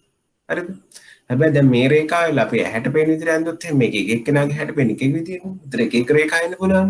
ඒ හින්දා තමයි මේකේ මේ accuracy එක. එහෙම නැත්නම් මේකේ නිර්වාදිතාව වැඩි කරන්න තමයි මේ සාමාන්‍ය අඩුතම වර්ග ක්‍රමය කියලා ක්‍රමයක් හඳුන්වලා දීලා තියෙනවා. ඒතර මේක මේ 60 බලලා මෙහෙම සරල රේඛාවක් ඇඳලා සරල රේඛීය සමීකරණයක් ඒකට ගන්නවට වඩා ගණිතමයව මේ රේඛාව අඳින ක්‍රමයක් තමයි මෙන්න මේ සාමාන්‍ය අඩුතම වර්ග ක්‍රමය කියලා අපි හදාරන්නේ. හරිද? ඒතර මේ රේඛාව අඳින ක්‍රම ගොඩක් තියෙනවා. ක්‍රම කීපයක්ම තියෙනවා. හැබැයි අපි මේ පාඩමේදී ඉගෙන ගන්න ක්‍රමය ටිකක් මේ සරල ක්‍රමයක් මේ ක්‍රමය තමයි මේ සාමාන්‍ය අඩුතම වර්ග ක්‍රමය කියලා කියන්නේ. හරිද? දැන් බලන්න දැන් අපි මේක එක දත්ත ලක්ෂයක් ගමුකෝ. දැන් හිතන්නකෝ අපි මෙහෙම දත්ත ටික බලලා ඉවරලා දැන් ප්‍රතිපායනය ඔක්කොම කරලා ඉවරලා මෙන්න මෙහෙම රේඛාවක් ඇඳගත්ත කියලා හිතන්නකෝ. ප්‍රතිපායන විශ්ලේෂණය කරලා ඉවරලා අපි මෙන්න මේ රේඛාව ඇඳගත්ත කියලා හිතන්නකෝ. ඒතර රේඛාව ඇඳගෙන ඉවරලා අපි යම් මෙන්න මේ y2 කියන අගයට. ඒතර y2 කියන්නේ x2 ට අදාළ y අගයනේ. y2 කියන්නේ x2 ට අදාළ y අගය. එතකොට දැන් මෙතන අපිට දැන් මේ ප්‍රතිපායනය ඇසුරෙන් කියන්නේ ප්‍රතිපායන රේඛාවෙන් ඊට පස්සේ අපිට තියෙන මෙන්න මේ රේඛාව විතරයි. ඒතර මේ රේඛාව ඇසුරෙන් x2 දාලා y2 වගේ කියලා ගත්තොත් එහෙනම් අපිට එන්නේ කොයි යගේද? අපිට එන්නේ මෙන්න මේ යගේ. හරිද? මං කියන්නේ පැහැදිලිද? දැන් අපි කරන්නේ ප්‍රතිපානේ භාවිතා කරලා ඉවරලා xy අතර සම්බන්ධතාව මෙහෙමයි ඇති කියලා ඉතරලා මෙන්න මෙහෙම රේඛාවක් ඇඳ ගන්නවා. ඊට පස්සේ ඒ රේඛාව ඇඳගත්තට පස්සේ ඒ රේඛාව ඇසුරෙන් තමයි අපි y යකයන් හොයන්නේ. හරිද? ඒතර දැන් මේ රේඛාව ඇඳලා කියලා ඔයගොල්ලෝ හිතුවොත් එහෙම ඇඳලා ඉවරයි කියලා ඔයගොල්ලෝ හිතුවොත් එහෙම දැන් මෙන්න මේ x කියන x2 කියන අගයට අදාළ y යගේ විදිහට අපිට රේඛාවෙන් හම්බෙන්නේ කාවද? මෙන්න මේ අගේ. මෙන්න මේ ඊතලයක් ගහලා තියෙන මෙන්න මේ අගේ තමයි හම්බෙන්නේ. එතකොට අපි ඒකට දාගමු y2 නෙමේ y2 hat කියලා. හරිද? y2 hat මේ hat එකක් දාන්නේ පුරෝකථනය කළා කියලා පෙන්නන්න. හරිද? y hat එකක් දාන්නේ ඇයි? පුරෝකථනය කළා කියලා පෙන්නන්න. ඇයි මේ ඇත්ත y යගේද නැහැ? මේ ඇත්ත y යගේ මෙතන තියෙන්නේ මේ. කියන්නේ මේ x2ට අදාළ ඇත්ත y යගේ තියෙන්නේ මෙතන මේ. මෙයානේ. කියන්නේ මෙන්න මේ වගේ අගේ. ප්‍රස්තාවයෙන් බැලුවොත් මෙන්න මෙතන. මෙන්න මේ යගේ තමයි ඇත්ත y යගේ. ඇත්ත y2 වගේ. හරිද? හැබැයි දැන් අපිට ප්‍රතිපායන රේඛාව පාවිච්චි කරලා ඉවරලා y2 අපි හිත මේ හොයන්න try කළොත් එහෙම x2 වල දාලා හම්බෙන්නේ මෙන්න මේ y2 hat කියන අගේ. මෙන්න මෙතන අගේ. අතර y2 hat කියන අගේ තමයි අපිට හම්බුනේ. හරිද? අතර y2 hat අපිට හම්බුනේ මොකෙන්ද? y2 hat අපි දන්නවා අපිට හම්බුනේ මේ සරල රේඛාවෙන් කියලා. දැන් මේ සරල රේඛාවත් mx ධන c ආකාරයේ ප්‍රස්ත එකක් නේ. ඒ කියන්නේ මේ alpha ධන beta ආකාර එකක් නේ. එහෙනම් දැන් alpha එන alpha තියෙනවා. alpha ධන beta ඊට පස්සේ x කීයද මේ? x දෙක නේද? x දෙක ආදේශ කළාම තමයි මේ y2 hat කෙනාගේ ආවේ. හරි. දැන් මේ ඇවිල්ලා පුරෝකථනය කරපු y2 වගේ එනවා අපිට alpha ධන beta x2 ගෙන්. හරි. එතන දැන් මේ සත්‍ය y යගේ. සත්‍ය y යගේ කියන්නේ මොකද්ද? මෙන්න මේ y2 නේ. එතන සත්‍ය y යගේ කරන්න මොකද කරන්න ඕන? සත්‍ය වගේ සත්‍ය මම කියන සත්‍ය y යගේ පුරෝකථනය මේ ප්‍රතිපායනේ හොයන්න බෑ. හැබැයි සත්‍ය y යගේ කාට හරි හොයාගන්න ඕන නම් මොකද කරන්න ඕනේ? මෙන්න මේ ඇත්ත y යගේයි පුරෝකථනය කරපු මෙන්න මේ y යගේ අතර වෙනස. මේ තියෙන මේ y2 ඍණ y2 hat කියලා. මෙන්න මේ ප්‍රමාණය. අපි ගමුකෝ epsilon 2 කියලා. මෙන්න මේ ප්‍රමාණය අපි මෙයාට එකතු කරන්න ඕනේ. මෙන්න මේ ප්‍රමාණය අපි මෙයාට එකතු කරන්න ඕනේ. මෙන්න මේ වෙනසට තමයි අපි අර වැරදි පදේ කියලා කියන්නේ. මම කිව්වර කලින් පැහැදිලි කරන්නම් කියලා කලින් ස්ලයිඩ් එකේ තිබිලා. මෙන්න මේක. මේ බලන්න මේ ප්‍රතිපායන ආකෘතිය ගොඩනැගුවේ අන්න ඒකයි එහෙම ගොඩනැගුවේ. දැන් අපි පුරෝකථනය කරලා ඉවරලා පුරෝකථනය කරන y යගේ පුරෝකථනය කළාට පස්සේ පුරෝකථනය කරන y යගේ අපිට සරල රේඛාව වෙනවා alpha ධන beta x කියලා. alpha ධන beta x කියලා මෙන්න මේ කැලෙන් පුරෝකථනය කරපුවා ගේනවා. හැබැයි පුරෝකථනය කරපුවාගේ සත්‍යයට යනවා නම් මොකද කරන්න ඕනේ? හැබැයි අපි දන්නවා පුරෝකථනය කරනාගේ හැමතිස්සෙම 100% නිවැරදි නැහැ කියලා. ඒතර අපිට මේ මොකක් හරි පදයක් අඩු කරන්න හරි එකතු කරන්න හරි වෙනවා. මේ පොදු එප්සයිලන් කියලා දාලා තියෙන මේ එප්සයිලන් දාන වෙන්නත් පුළුවන් ඍණ වෙන්නත් පුළුවන්. එහෙනම් අපි මේ වැරදි පදේ එකතු කරනවා කියලා මේ කෑල්ල එකතු කරන්නේ. ඒකයි සත්‍යයේ ගන්න මේ පුරෝකථනය කරපු වගේ කෑල්ල එකතු කරන්න ඕනේ හින්දා. ඒතර එහෙම තමයි ආකෘතිය ගොඩනැගෙන්නේ. දැන් බලන්න y hat සමාන alpha ධන beta x i. y hat සමාන alpha ධන beta x i. දැන් හරිනේ y hat කියලා කියන්නේ අපි මේ පුරෝකථනය කරන ආගිය. දැන් මේ y2 නේ මම උදාහරණයක් ගත්තේ. y2 වෙනවා මේ සරල රේඛාවේ සමීකරණය alpha ධන beta xi කියලා. ඒතර epsilon කියලා කියන්නේ yi ඍණ y hat i ලු. මේ i කියලා කියන්නේ අර x1 x2 කියන එක. දැන් මම මේ මෙතන උදාහරණයක් දැන් ගත්තේ y2 නේ. ඒතර එක ගත්තා නම් එහෙම පළවෙනි දත්ත සෙට් එක ගත්තා නම් එහෙම y1 x1. මේ පොදුවේ සාධාරණව හඳුන්වන්න තමයි මේ xi yi කියලා දීලා තියෙන්නේ. ඒතර කැමති එකක් පාවිච්චි කරන්න පුළුවන් වෙන්නේ. හරිද? ඒතර y hat කියලා කියන්නේ පුරෝකථනය කරපු වගේ yi කියලා කියන්නේ සත්‍යයේ. දැන් ඔයගොල්ලන්ට සත්‍යයේ පුරෝකථනය කරපු වගේ පැහැදිලි ඇති කියලා මම හිතනවා. මොකද සත්‍යයේ කියලා කිව්වේ මේ අපිට ආපු දත්ත සෙට් එක. දැන් මෙතන මේ y2 මෙන්න මේ තමයි සත්‍යයේ. ඒතර මේ දත්ත සෙට් එක පාවිච්චි කරලා අපි රේඛාවක් ඇඳලා ඒ රේඛාවෙන් පුරෝකථනය වෙනාගේ තමයි මේ පුරෝකථනය කරපු වගේ. උනේ මේ y2 hat උනේ. හරිද?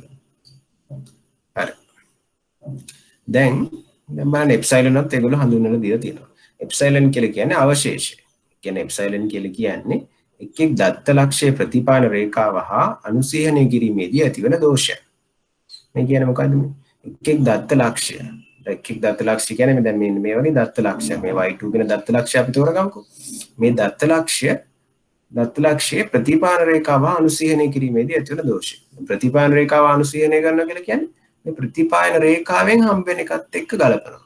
ඒතර ඒකත් එක්ක ගැලපුවාම ඇතිවන දෝෂය තමයි මේ ඇත්ත වයියගේ ප්‍රතිපායන රේඛාවෙන් පුරෝගතනය කරන වයියගේ 60 අගේ එන්නේ 60 අගයයි 60 අගයයි ඇත්ත අගයයි අතර වෙනස තමයි මෙන්න මේ අවශේෂය කියලා අපි කියන්නේ.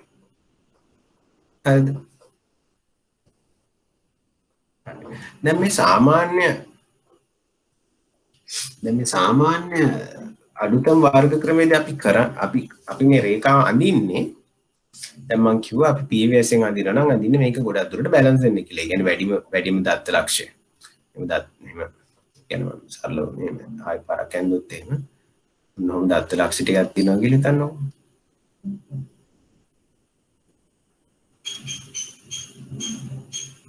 අපි කරන්නේ වැඩිපුරම දත්ත ලක්ෂ ඔස්සේ යන සහ මේ දත්ත ලක්ෂ බැලන්ස් වෙන්න. කියන්නේ මේ එක ඔක්කොම ටික වම් අත පැත්තට එනවා දින්නේ. මෙන්න මේ වගේ බැලන්ස් වෙන රේඛාවක් අතර එක තමයි අපි PVS එකෙන් කරනවා නම් කරන්නේ. දැන් ගණිතමයවත් අපි කරන්නේ පුළුවන් තරම් මේ රේඛාව අඳිනවා මොකක් වෙන විදිහටද? මේ රේඛාව අඳිනවා මෙන්න මේ වැරදි පදයන් අවම වෙන විදිහට. කියන්නේ වැරදි පදයන් අවම වෙනවා කියලා කියන්නේ මොකද්ද? වැරදි පදයක් අවම වෙනවා කියලා කියන්නේ දැන් මෙන්න මේ වගේ දත්ත ලක්ෂයක් ගන්නකෝ ඔයගොල්ලෝ. දැන් මෙතන වැරදි පදේ මොකද්ද? මෙතන පුරෝකථනය කළොත් එහෙම අගේ ඉන්නේ මේක.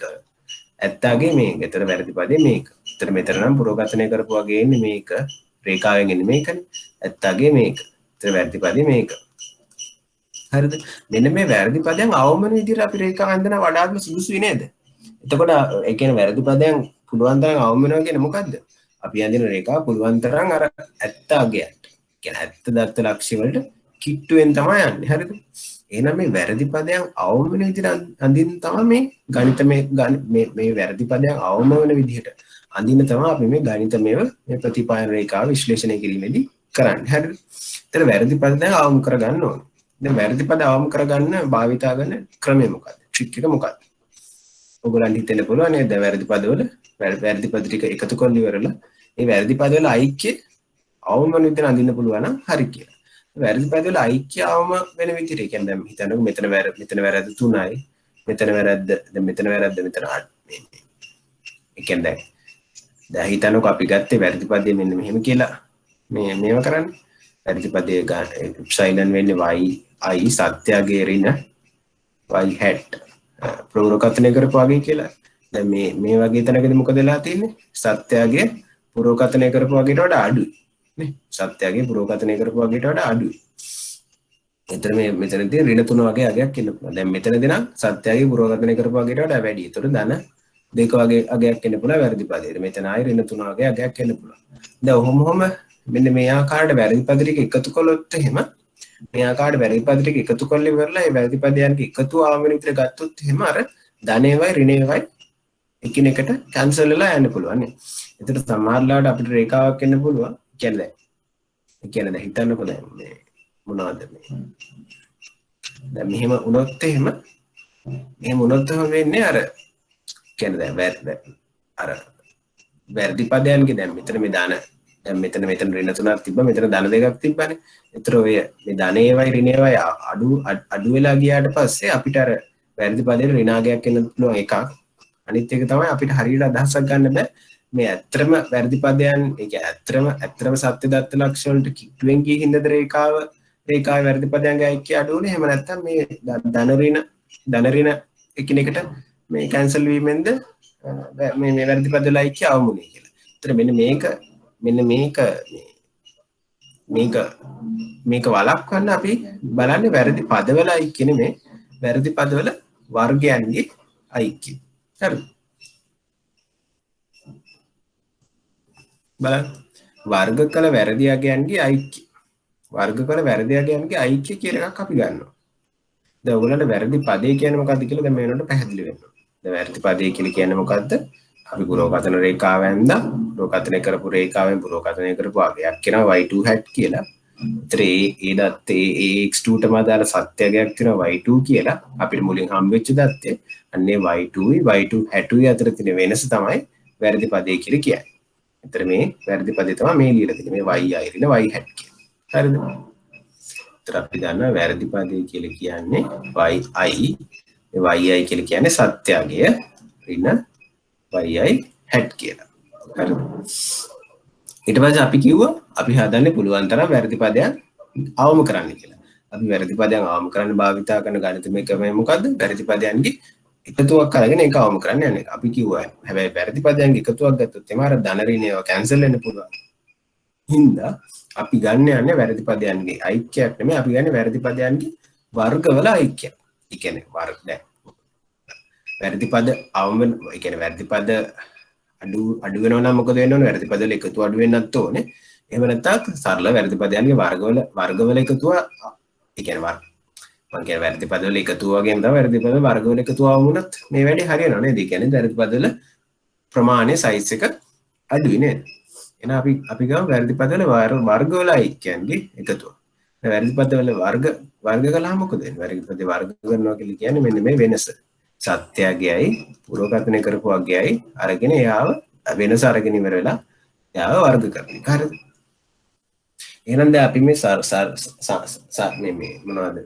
සාමාන්‍ය අඩුතම වර්ග ක්‍රමයේදී කරන්නේ මොකද්ද? සාමාන්‍ය අඩුතම වර්ග ක්‍රමයේදී කරන්න ඕන අපි වැරදි පදයන්ගේ වර්ගවල ඓක්‍ය හොයන්න ඕන මුලින්ම.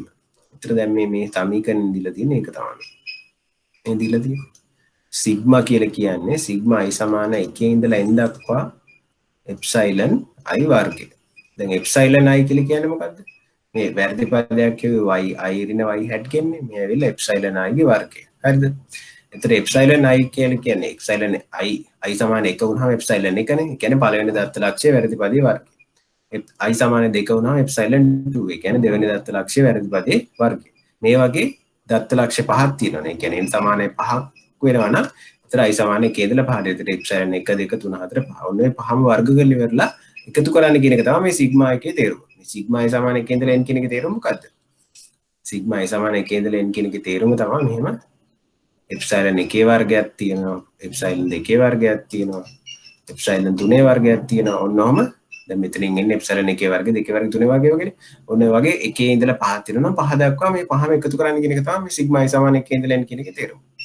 ඒතර මෙන්න මේ ටික එකතු කරලා එන එකට අපි කියනවා වැරදි කළ අගයන්ගේ වර්ග කළ වැරදි අගයන්ගේ ඓක්‍ය කියලා. වැරදි අගය කියලා කියන්නේ අපි දන්නවා එප්සයිලන් කියලා.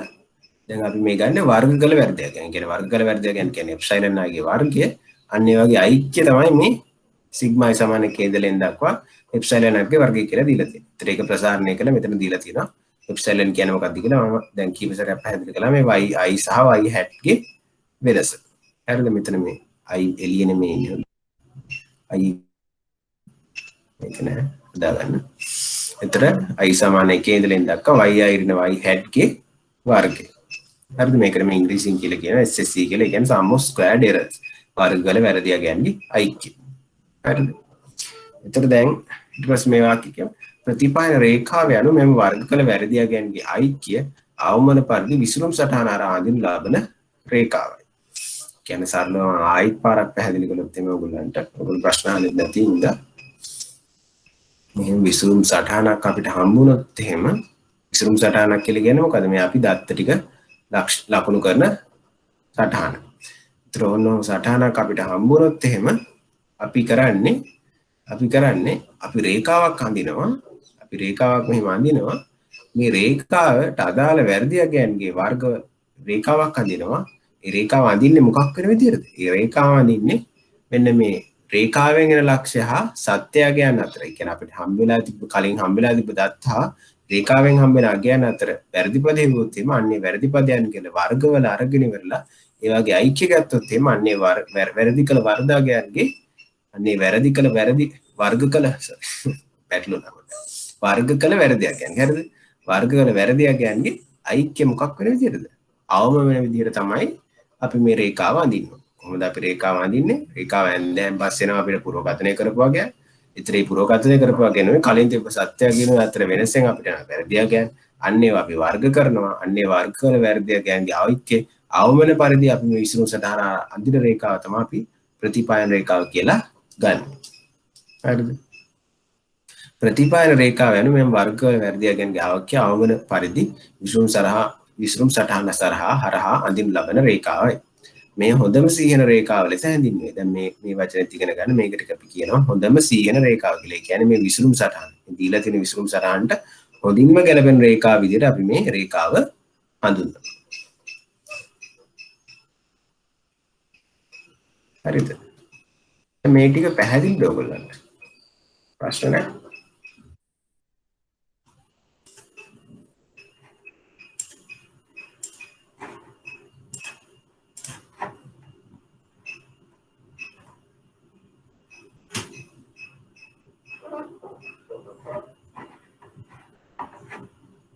දැන් ගණන් හදන පාර්ට් එක මෙච්චරම අමාරු නෑ මේ ටික තමයි මේකේ අමාරු කැල්ල තේරුම් ගන්න එක.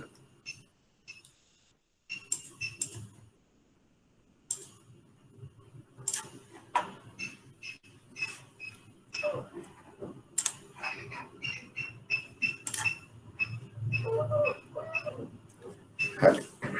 දැන් අපි යම් බැලුම් සංගණක අන්තර්ඛණ්ඩේ නිමානය කරමු.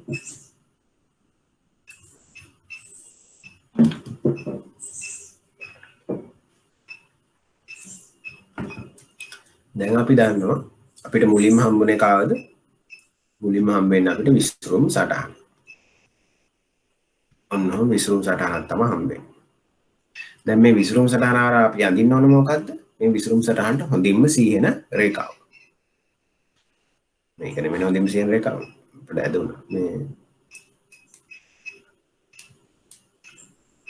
හොඳින්ම සීහෙන රේඛාවක් කියන්නේ වැඩියෙන් ගැලපෙන එකක් අඳින්න ඕන. මේ වගේ එකක්. හරි. ඉතින් මේ රේඛාව අදින ක්‍රමය මොකද්ද?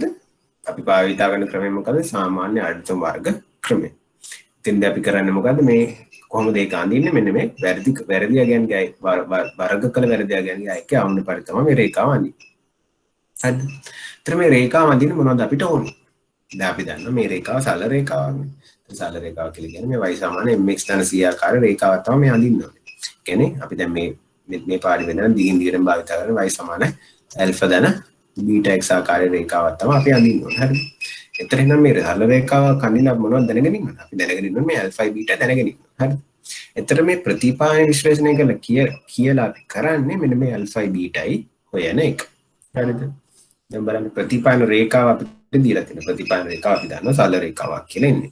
ඒතර ප්‍රතිපායන රේඛාවේ ඉන්නේ y සමානයි alpha ධන beta x කියලා. දැන් මේ බලන්න මේ y alpha beta උඩින් hat තියෙනවා. hat එකක් තියෙනවා. ඒගොල්ලෝ තොප්පියක් දාලා ඉන්නේ. ඒගොල්ලෝ තොප්පියක් දාලා ඉන්නේ. ඒගොල්ලෝ තොප්පියක් දාලා ඉන්නේ. ඒගොල්ලන් අපි පුරෝකථනය කරන හින්දා.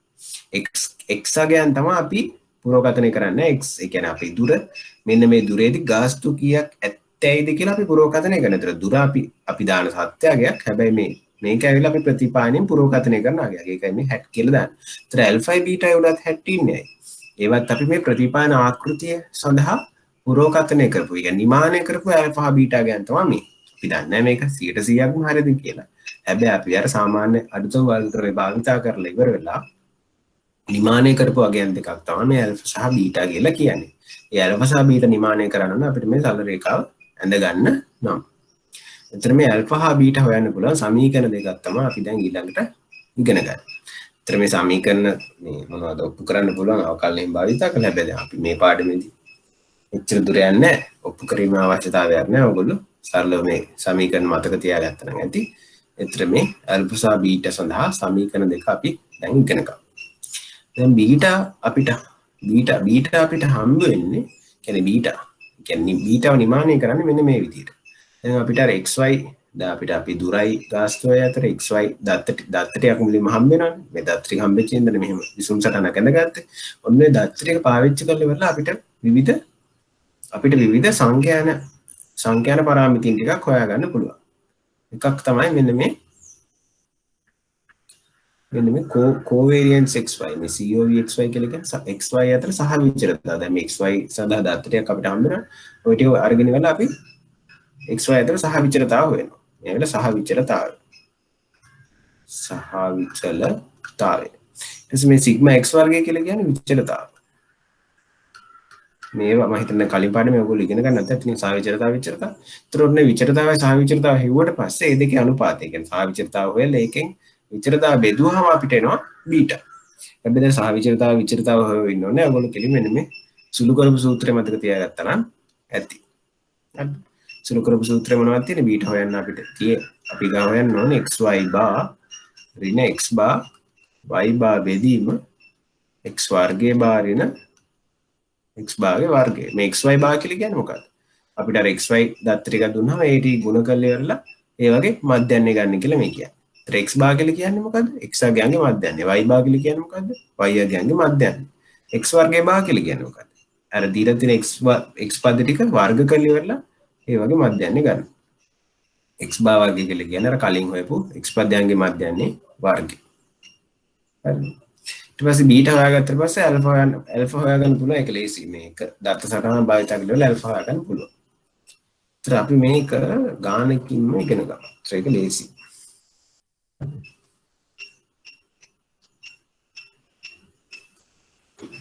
දැන් අපිට දත්ත ටිකක් දීලා තියෙනවා. දැන් මේ අද ඉගෙන මේ අවුරුදු 10කට විතර කලින් බස් ගාස්තු කියලා හිතනවා. අවුරුදු 10කට විතර කලින් බස් ගාස්තු කියලා හිතනවා. කිලෝමීටර් දෙකක් ගියොත් එම් රුපියල්. මේකෙන් වෙන්න බෑ නේද? රුපියල් 5 තියෙනවනේ. එතන මේ මං කියන්නේ බස් ගාස්තු කියලා හිතන්න ඕනේ. මම දත්ත ටික තුනක් කියලා හිතනවා. එතන x දෙකක් වෙද්දි y 6 වෙලා x තුනක් වෙද්දි y 5 වෙලා x පහක් වෙද්දි y 7 වෙලා x 6ක් වෙද්දි y 8 වෙලා සාමාන්‍ය දාල වශයෙන් මේකනේ අපිට කියන්න පුළුවන් නම් වැරදිලා කියලා කියන්නත් පුළුවන්. මේ වගේ හෙට මෙහෙට පොඩ්ඩක් වෙන්න පුළුවන්. දාල වශයෙන් මේක ධන සම්බන්ධතාවයක් කියලා ඕගොල්ලන්ට පේනවනේ. ඒ කියන්නේ x වැඩිනකොට y වැඩි වෙලා. එහෙම අර දත්තල රැස් කිරීමේ දෝෂ වෙන්න පුළුවන්. එහෙම එකගේ අධ්‍යය වර්ධින්න පුළුවන්. හැබැයි පොදුවේ මේක ධන සම්බන්ධතාවයක් කියලා ඕගොල්ලන්ට පේනවා. හරිද? ඒතර අර දුරයි ගාස්තු අතර වගේ සම්බන්ධතාවයක් තමයි. ඒතර ඔන්නම ඕගොල්ලන්ට දැන් x y දත්ත සෙට් එකක් දීලා තියෙනවා. මෙන්න මෙහෙම දත්ත ටිකක් ඕගොල්ලන්ට දුන්නාට පස්සේ දැන් ඕගොල්ලන්ට කරන්න ඕනේ මොකද්ද? ඕගොල්ලෝ මෙන්න මේ දත්ත ටික පාවිච්චි කරලා ඉවරලා ප්‍රතිපායන රේඛාවක් අඳින්න ඕනේ. මේ ප්‍රතිපායන රේඛාව ඇඳලා පස්සේ ඔන්න අපිට x 4 වෙද්දි කීයද? x 7 වෙද්දි කීයද? ඔය වගේ x 7 වෙද්දි y යගේ කීයද? x 4 වෙද්දි y යගේ කීයද? ඔය වගේ අර දත්තවල දීලා නැති xy පදයන් xy සම්බන්ධතාවයන්ට දාලා x අගට දාලා y අගේ අපිට හොයන්න පුළුවන් වෙන අර රේඛාව ඇඳගත්තට පස්සේ දැන් ඒතර මේ ප්‍රතිපාන ආකෘතියට දාලා රේඛාව ඇඳ ගැනීම තමයි පළවෙනි කාර්යභාරය. ඒතර ඒක කරන්න මොනවද අපි හොයන්න ඕනේ alpha beta.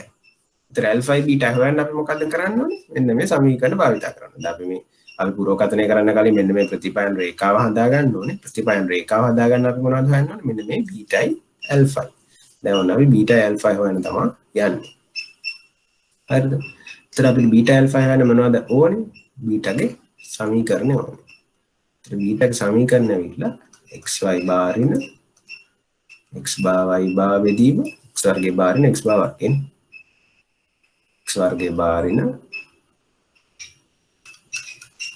x බා වර්ගය. හරිද? දැන් අපිට xy බා කියලා කියන්නේ මොකද්ද? මම කිව්වා මෙන්න මේ xy පදයන්ගේ ගුණිතය අරන් ඉවරලා ඒවයි මධ්‍යන්නේ තමයි xy බා කියලා කියන්නේ කියලා. දැන් ඔන්න x දීලා තියෙනවා y දීලා තියෙනවා මූලික දත්ත ටික දීලා තියෙනවා. දැන් අපි හොයනවානේ xy පදයන්ගේ මධ්‍යන්න නම් මොකද කරන්න ඕනේ? ඕන මේක මධ්‍යන්නේ වань මොකද කරන්න ඕනේ? ඔක්කොම ටික එකතු කරලා ඉවරලා බෙදන්න ඕනේ නේද? ඕන මේක මධ්‍යන්නේ වань මොකද කරන්න ඕනේ? ඔක්කොම ටික එකතු කරලා බෙදන්න ඕනේ. දැන් අපි මුලින් ඔන්න මතක් වෙන මේක හොයමු. මම හිතන්නේ කලින් පාඩම් වලත් ඔයගොල්ලෝ ඉගෙන ගත්තා. දැන් අපිට කොහොමද x වල මධ්‍යන්නේ නැත් ඕනේනේ. එතන එහෙනම් x වල මධ්‍යන්න හොයන්න මොකද කරන්න ඕනේ අපි? x පද ටික එකතු කරලා ඉවරලා පද ගානේ බෙදන්න ඕනේ. දැන් x පද වල එකතු කීයක් වෙනවද මෙතන? x පද වල එකතු වෙනවා 2 3 5 5 4 9යි. 5 4 9යි. 2 3 5 5 10 10 6 16 17 24 33ක් වෙනවනේ.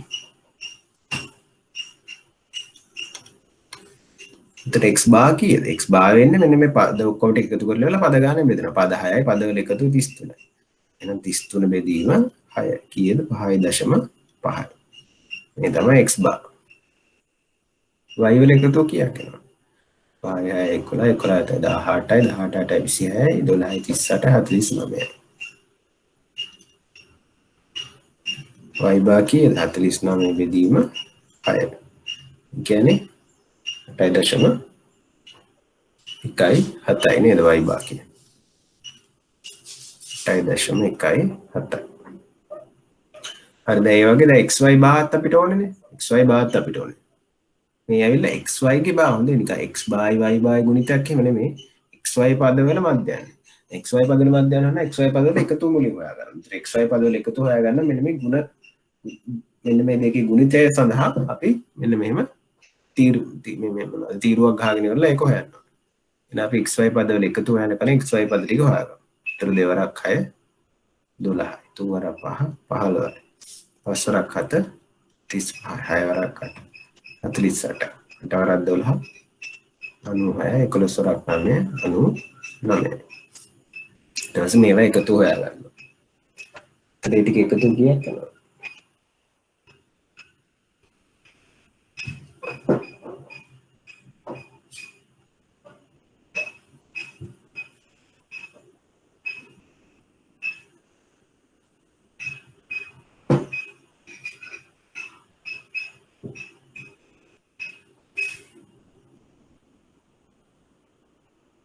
කො දාන්න බලන්න හොඳට chat එකේ xy බා දාන්න උත්තර.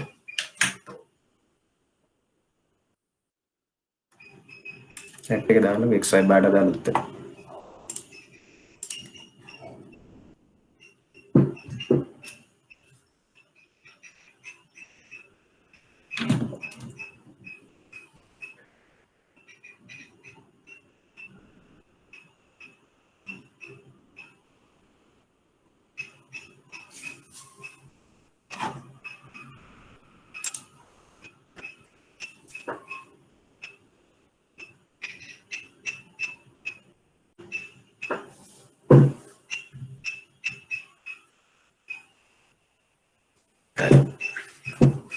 හොඳයි. කීයද 50.8යි 3ක් එන්නේ නේ. 135යි. හරි හොඳයි. thank you.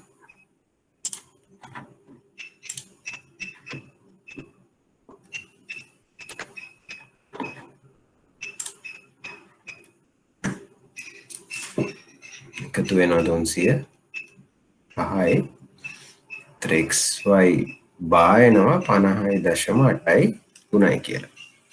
xy බා හරි x බා තියෙනවා y බා තියෙනවා. දැන් x වර්ගය බාත් හොයාගන්න බෑ. x බා වර්ගය හොයන්න පුළුවන් ඔයගොල්ලන්ට. x බා තියෙනවානේ 5.5 ඒක වර්ග කරන්න විතරයි ඕනේ. හැබැයි x වර්ගයේ බා හොයන්න මොකද කරන්න ඕනේ? x වර්ග පද ටික හොයලා එකතු කරලා පද ගානෙන් බෙදන්න. එහෙනම් මුලින් x වර්ග ටික හොයාගන්න. දැන් x ඇවිල්ලා 2යි x වර්ගය කීයද එතකොට 4යි. x ඇවිල්ලා 3යි x වර්ගය 9යි. x ඇවිල්ලා 5 නම් x වර්ගය 25යි 36යි 64යි 81යි. දැන් ආයෙ මට දෙන්න x වර්ගයේ බාට උත්තරේ. චෙක් වෙලා.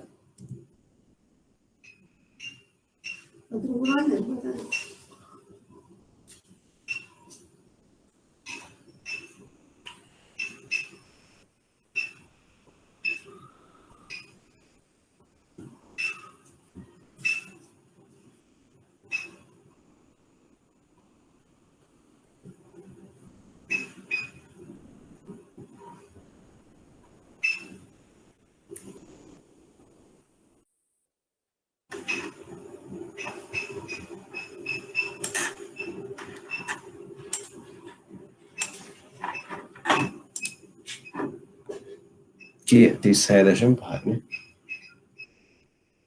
හරි උත්තර හරි. thank you. හොඳයි.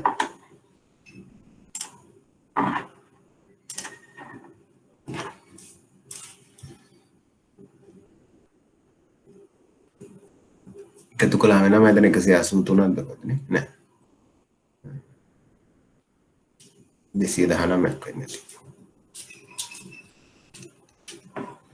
x වර්ගයේ බාට එනවා 36.5. දැන් ඔන්න අපිට බීටා හොයන්න පුළුවන්. xy බා කීයද? xy බා ඇවිල්ලා 50.8යි 3යි. x බා y බා කීයද? දැන් බීටා හොයලා මට කියන්න.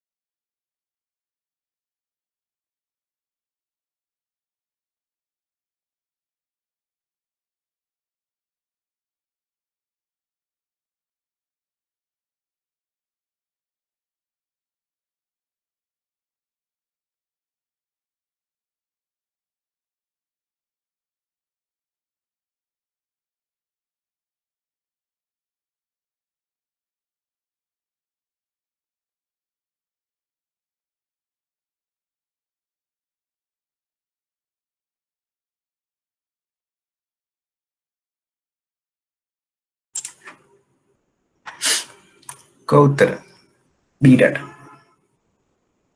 දහශිනි දාලා තින 0.432 යසාර හරි හරි තව කීපදෙනෙක්ම දැම්මා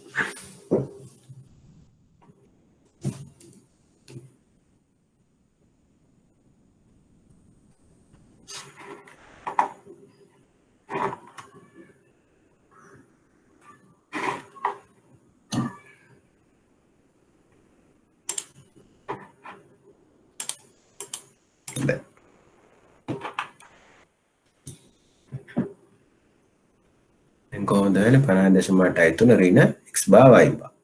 ඒතර x බා කියලා කියන්නේ අපේ 5.5යි වරක් y බා. y බා අපිට 8.1යි. බෙදාගෙන x වර්ගයේ භාගයෙන් x වර්ගයේ බා අපිට ආවා 36.5යි කියලා. x බා වර්ගය කියලා කියන්නේ මෙන්න මේ 5.5 වර්ගය. ත්‍රෝක සුළු කළාම අපිට එනවා 0.9යි 4යි 3යි 2ක් කියලා. හරි.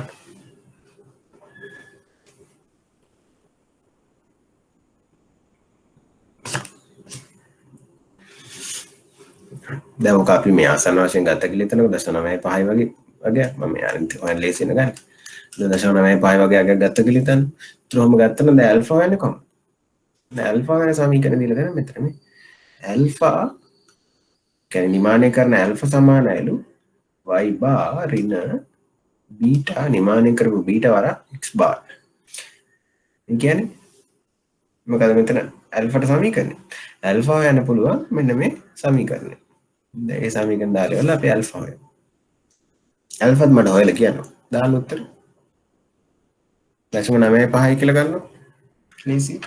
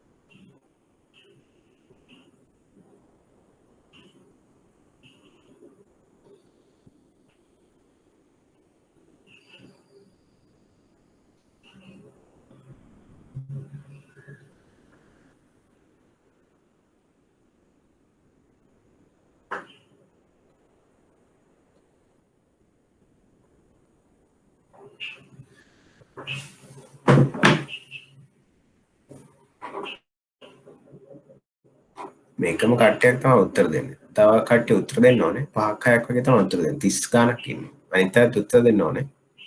තව නම කියලා අහනවා.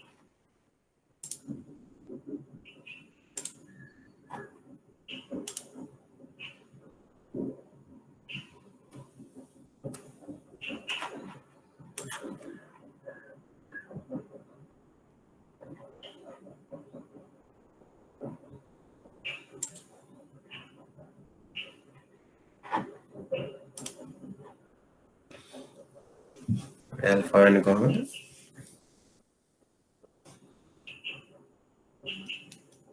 ඇල්ෆා සමාන වුණා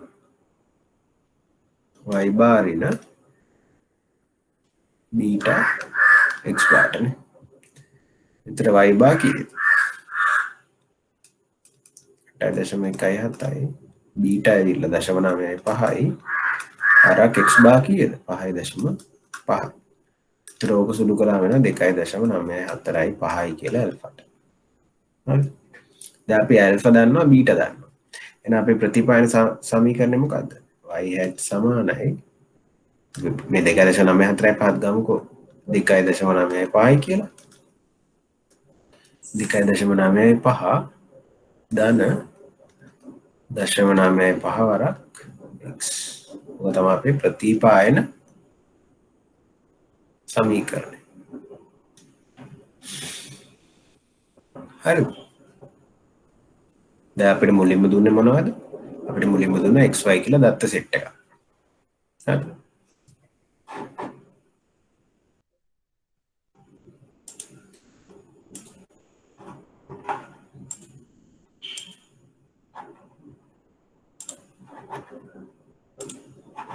අපිට මුලින්ම දුන්න xy කියලා දත්ත සෙට් එකක්. ඒතරේ දත්ත සෙට් එක පාවිච්චි කරලා ඉවරලා අපි විසුරුම් සටහනක් ඇඳලා. කොහොම? එතකොට අපිට මේ විසුරුම් සටහන හරහා රේඛාවක් ඇඳ ගන්න ඕනේ. මේ රේඛාව අඳින්න නම් අපි ඇල්ෆා බීටා හොයා ගන්න ඕනේ. මේ ඇල්ෆා බීටා හොයාගන්න අපි මේ බීටායි ඇල්ෆායි මේ සමීකරණ පාවිච්චි කරලා හෙව්වා. දැන් ඇල්ෆා බීටා හොයලා අපි රේඛාව ගොඩනගා ගත්තා. දැන් අපිට මේක බලලි වෙලා රේඛාව අඳ ගන්න තියෙනවා. 2.95 කියලා කියන මෙන්න මේ වගේ අන්තක් ඛණ්ඩයක 0.95x කියලා කියන මෙන්න මේ වගේ අනුක්‍රමණයක් ඇති ඔන්නම රේඛාව අඳ ගන්න තියෙනවා. ඒ ඔය රේඛාව අඳ ගත්තට පස්සේ අපිට ඕන තරම් පුරෝකථනය කරන්න පුළුවන්. හරි නේද? ප්‍රතිපායනය කියලා කරන්නේ ඕක තමයි සරල රේඛිත ප්‍රතිපායනය කියලා කරන්නේ. චරාමාරු නෑ නේද?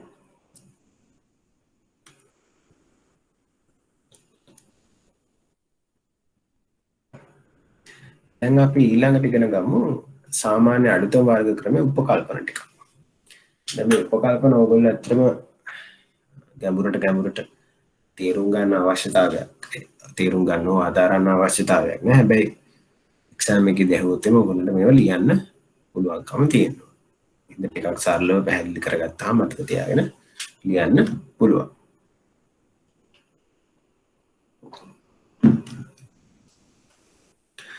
බලන්න පළවෙනි උපකල්පන මොකක්ද කියලා? පරායත්ත විචල්්‍ය y කිසියම් ස්වායත්ත විචල්්‍ය එකක් හෝ කිහිපයක් සහ වැරදි පදයක රේඛී ශ්‍රේණියක් ලෙස ගණනය කළ හැක. බලන්න මතකද මම කීප සැරයක්ම කිව්වා අපිට හම්බෙන්නේ මෙන්න මෙහෙම දත්ත ටිකක් ඒ ටික අපි විසුරුම් සටහනක් විදිහට අඳිනවා. දැන් අපි ඊට පස්සේ මේ සරල මෙහෙම මේ ටික අරන් සරල රේඛාවක් අඳින්න කියලානේ මේ අනුක්‍රමණාන්තක් ඛණ්ඩය අර ඇල්ෆා බීටා හොයන්නේ. එහෙනම් අපේ මූලික උපකල්පනයක් තමයි මේ විචල්්‍ය කීපය අතර සම්බන්ධතාවය සරල රේඛීය සිද්ධියක් ලෙස ගණනය කළ හැකි කියන එක. කියන්නේ මෙන්න මෙහෙම රේඛාවකින් හරියනවා කියලා මේ රේඛාවකින් මේක පැහැදිලි කරන්න පුළුවන් කියලා අපි උපකල්පනය කරන ඉඳ තමයි අපි අර ඇල්ෆා බීටා හොයන්නේ. ඒ කියන්නේ අපි පටන් ගත්ත ගමන්ම මේ රේඛාවකින් මේක පැහැදිලි කරන්න පුළුවන් කියලා උපකල්පනයක ඉඳලා තමයි මේක පටන් ගන්නේ. දැන් පරායත විචල්්‍ය y කිසියම් ස්වයායත විචල්්‍ය එකක් හෝ කිහිපයක් සහ වැරදි පදයක රේඛීය ශ්‍රිතයක් ලෙස ගණනය කළ හැකි කියලා අපි උපකල්පනය කළා තමයි වැඩි පටන් ගන්න. ඊට පස්සේ බලන්න බහුපද ඒක රේඛීයතාවයක් නොමැත. එනම් ස්වයායත විචල්්‍ය අතර නිශ්චිත රේඛීය සම්බන්ධතාවක් නොමැත. මේ බහුපද ඒක රේඛීයතාවයක් කියන්නේ දැන් අපි මතකද උදාහරණ මේ පීට්සා සඳහා තිබෙ ඉල්ලුම. එතන පීට්සා සඳහා තිබෙ ඉල්ලුමට බලපෑවා මිලයි ආදායමයි රුචිකත්වයයි නේද? එතකොට මේ බහුපද ඒක රේඛීයතාවක් නොමැති කියලා කියන්නේ මේ ඉල්ලුම සඳහා මිලත් බලපානවා. ඒක හරි. ඉල්ලුම සඳහා ආදායමත් බලපානවා. ඒක හරි. ඉල්ලුම සඳහා රුචිකත්වයත් බලපානවා. හැබැයි මෙන්න මේ අපේ x පද ටික කියන්නේ ස්වයායත්ත විචල්්‍ය ටික. අන්නේ ස්වයායත්ත විචල්්‍ය අතර රේඛීය සම්බන්ධතාවක් තියෙන්න බෑ. කොහොම තිබ්බොත් මේ සම්බන්ධතාව තව ගොඩක් සංකීර්ණ වෙලා අපිට මේ සාමාන්‍ය අඩුතම වර්ග ක්‍රමයෙන් සම්බන්ධතාව හොයන්න අමාරු වෙනවා. ඒතර අපි සාමාන්‍ය අඩුතම වර්ග ක්‍රමයේ යටතේ මේ සම්බන්ධතාවය හොයනවා නම් ඒ උපකල්පනයක් තමයි මෙන්න මේ ස්වයායත්ත විචල්්‍ය අතර රේඛීය සම්බන්ධතාවයක් නැහැ කියන එක. ස්වයායත්ත විචල්්‍ය කියලා කියන්නේ මේ උදාහරණ දෙනවා මේ මිල ආදායම රුචිකත්වය ඒවා අතර සම්බන්ධතාවයක් නැහැ. ඒවා ඔක්කොම එකතු කරලා ඉවරලා ඉල්ලුම කියන විචල්්‍ය පැහැදිලි කරනවා. හැබැයි අතර අන්‍යෝන්‍යතාවයක් නොමැත. ඒක මූලික උපකල්පනය. ඊට අනිත් එක තමයි ස්වයායත්ත විචල්්‍ය හා අවශේෂයන් අතර සම්බන්ධතාවයක් නොමැත. අවශේෂයන් කියලා කියන්නේ මොකක්ද? අවශේෂයන් කියලා කියන්නේ අර වැරදි පදනේ. නේද? වැරදි පදාව අපිට අර හැමතැනදීම කියන්නේ මෙන්න මේ රේඛාවෙන් ආපු වගේ ඇත්තගේ අතර වෙනස වැරදි පදේ. අන්නේ වැරදි පදයි මෙන්න මේ ස්වයායත්ත විචල්්‍ය x පදය අතරත් සහසම්බන්ධතාවයක් නොමැත. ඊට පස්සේ අපිට මේ අවශේෂ පදයන් ගැන ලක්ෂණ ටිකක් දීලා තියෙනවා. ඒවත් මතක තියාගන්න. මේ අවශේෂ පදයන් ඇවිල්ලා මෙන්න මෙහෙමලු ව්‍යාප්ත වෙලා තියෙනවා. ඔයගොල්ලෝ දැන් කලින් පාඩමෙම ඉගෙනගෙන මතක ඇති. ප්‍රමිත ව්‍යාප්තයක් කියලා කියන්නේ මොකක්ද? ප්‍රමිත ව්‍යාප්තයක් කියලා කියන්නේ මෙන්න මේ වගේ ව්‍යාප්තයක් නේද?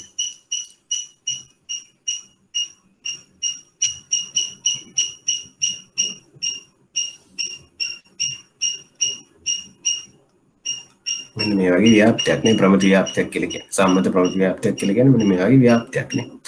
උත්තර ප්‍රමිත ව්‍යාප්තික මේ ප්‍රමිත ව්‍යාප්තික ලක්ෂණ මොනවද? ප්‍රමිත ව්‍යාප්තික මධ්‍යයන්නේ. ප්‍රමිත ව්‍යාප්තික මධ්‍යයන් අපි දන්නවා ශූන්‍යයි. මධ්‍යයන්නේ ශූන්‍යයි. ඊට පස්සේ ප්‍රමිත ව්‍යාප්ති විචරතාව මොකද වෙන්නේ? ප්‍රමිත ව්‍යාප්ති විචරතාව වෙලා නියතයක්. කියන්නේ සම්මත අපගමනේ නියතයක්. සම්මත අපගමනේ කියන්නේ විචරතාවයේ වර්ගමූලයනේ. ඒතර විචරතාවය ඇවිල්ලා නියතයක්. ඒතර මෙන්න මේක ලොකුට පැහැදිලි කරගන්න අවශ්‍යතාවයක් නැහැ. හැබැයි මතක තියාගන්න මේ වැරදි පදයන් මේ වැරදි පදය වෙලා ව්‍යාප්ත වෙලා ඉන්නේ මෙන්න මේ වගේ ප්‍රමිත ව්‍යාප්තයක් විදිහට තමයි ව්‍යාප්ත වෙලා තියෙන්නේ. ඒතර වැරදි පදයන් ප්‍රමිතව ව්‍යාප්ත වෙලා තියෙනවා. ප්‍රමිත ව්‍යාප්ත වෙලා තියෙනවා කියලා කියන්නේ එයාගේ විචරතාව නියතයක්, එයාගේ මධ්‍යන්‍ය ශූන්‍යයි. මේ ව්‍යාප්තිය ගත්තොත්. ඊට පස්සේ අවශේෂ පදයන් අතර සහසම්බන්ධතාවක් නොමැත. නම් දත්ත ලකුණු වල අනුසයනයන්හි අවශේෂයන් සසම්භාවී ව්‍යාප්තියක් පෙන්වයි. උතර මේ වගේ ව්‍යාප්තියක අනිත් ලක්ෂණය තමයි මේ අවශේෂ පදයන් ඇවිල්ලා සසම්භාවීව තමයි ව්‍යාප්ත වෙලා තියෙන්නේ. කියන්නේ රැන්ඩම්ලි. කියන්නේ දැන් මේ අවශේෂ පදයන් වල ව්‍යාප්තිය අපි බැලුවොත් එහෙම මේවා අතර මෙහෙම සම්බන්ධයක් නෙමෙයි. පළවෙනි අවශේෂ පදේ, දෙවෙනි අවශේෂ, තුන්වෙනි, හතරවෙනි අවශේෂ පද දැම්ම මේ අවශේෂ පදේ ආකල්ප වල රේඛාවක් වගේ යන්න බෑ. කියන්නේ අවශේෂ පද ඔහොම නෙමෙයි ව්‍යාප්ත වෙලා තියෙනවා කියලා අපි උපකල්පනය කරන්නේ මේ අවශේෂ පද එහෙට මෙහෙට. කිසිම සම්බන්ධයක් නැතුව සසම්භාවීව ව්‍යාප්ත වෙලා තියෙනවා කියලා තමයි අපි උපකල්පනය කරන්නේ. මේක ඇයි කියලා දැනගන්න ඕනේ. හැබැයි මතක තියාගන්න අවශේෂ පදයන් සසම්භාවීව තමයි ව්‍යාප්ත වෙලා තියෙන්නේ කියලා. ඒත් මේ වාක්‍ය මේ ලොකුට තියෙන මොනවද? මේ අවශේෂ පදයන් අතර සහසම්බන්ධතාව නොමැත. ඒක හරිය සම්බන්ධයක් නැති හින්දානේ සසම්භාවීව ව්‍යාප්ත වෙලා ඉන්නේ. එනම් දත්ත ලකුණු වල අනුසීයනයන්හි අවශේෂයන්. ඒ කියන්නේ මොකද? දත්ත ලකුණු වල අනුසීයනයන්හි අවශේෂයන්. ඒ කියන්නේ මොකද? දැන් දත්ත ලකුණක් කියලා කිව්වේ මෙන්න මේ වගේ තැනක්. ඒතර මෙන්න මෙහෙම x1 එකක් ගත්තොත් එහෙම මේ දත්ත ලකුණ අලං වල අනුසයනය කරනවා කියලා කියන්නේ මොකක්ද? අනුසයනය කරනවා කියලා කියන ප්‍රතිපාදන රේඛාවෙන් එන y යගේ. ඒතර දත්ත ලකුණ කියලා කියන්නේ ඇත්ත y යගේ. එතන වැරදි පදේ වෙන්නේ මොකද? ඇත්ත y යගේයි ප්‍රතිපාදන රේඛාවෙන් ආපු y යගේ අතර වෙනස. ඒක තමයි මේ දත්ත ලකුණ වල අනුසයනය. ඒ කියන්නේ දත්ත ලකුණ දත්ත ලකුණ පාවිච්චි කරන ප්‍රතිපාදන රේඛාවෙන් එන y යගේයි එනවයගේ සත්වයයකට වෙනස හොයන එක තමයි මේ දත්ත ලකුණු අනුසීහනයන්හි අවශේෂ. අනුසීහනයන්හි කියලා කියන්නේ මෙන්න මේ ගලපපු තැනක්, මෙන්න මේ ගලපපු තැනක අවශේෂයන්. වැරදි පදේ හොයන විට මම දැන් කිව්වා අන්න ඒ වගේ වැරදි පද ඔක්කොම ගත්තොත් එමේ වැරදි පද අතර සහසම්බන්ධයක් නැහැ. වැරදි පද සසම්භාවී ව්‍යාප්ත වෙලා තියෙනවා කියලා තමයි මේ උපකල්පනයෙන් අපි ඉගෙන ගන්න.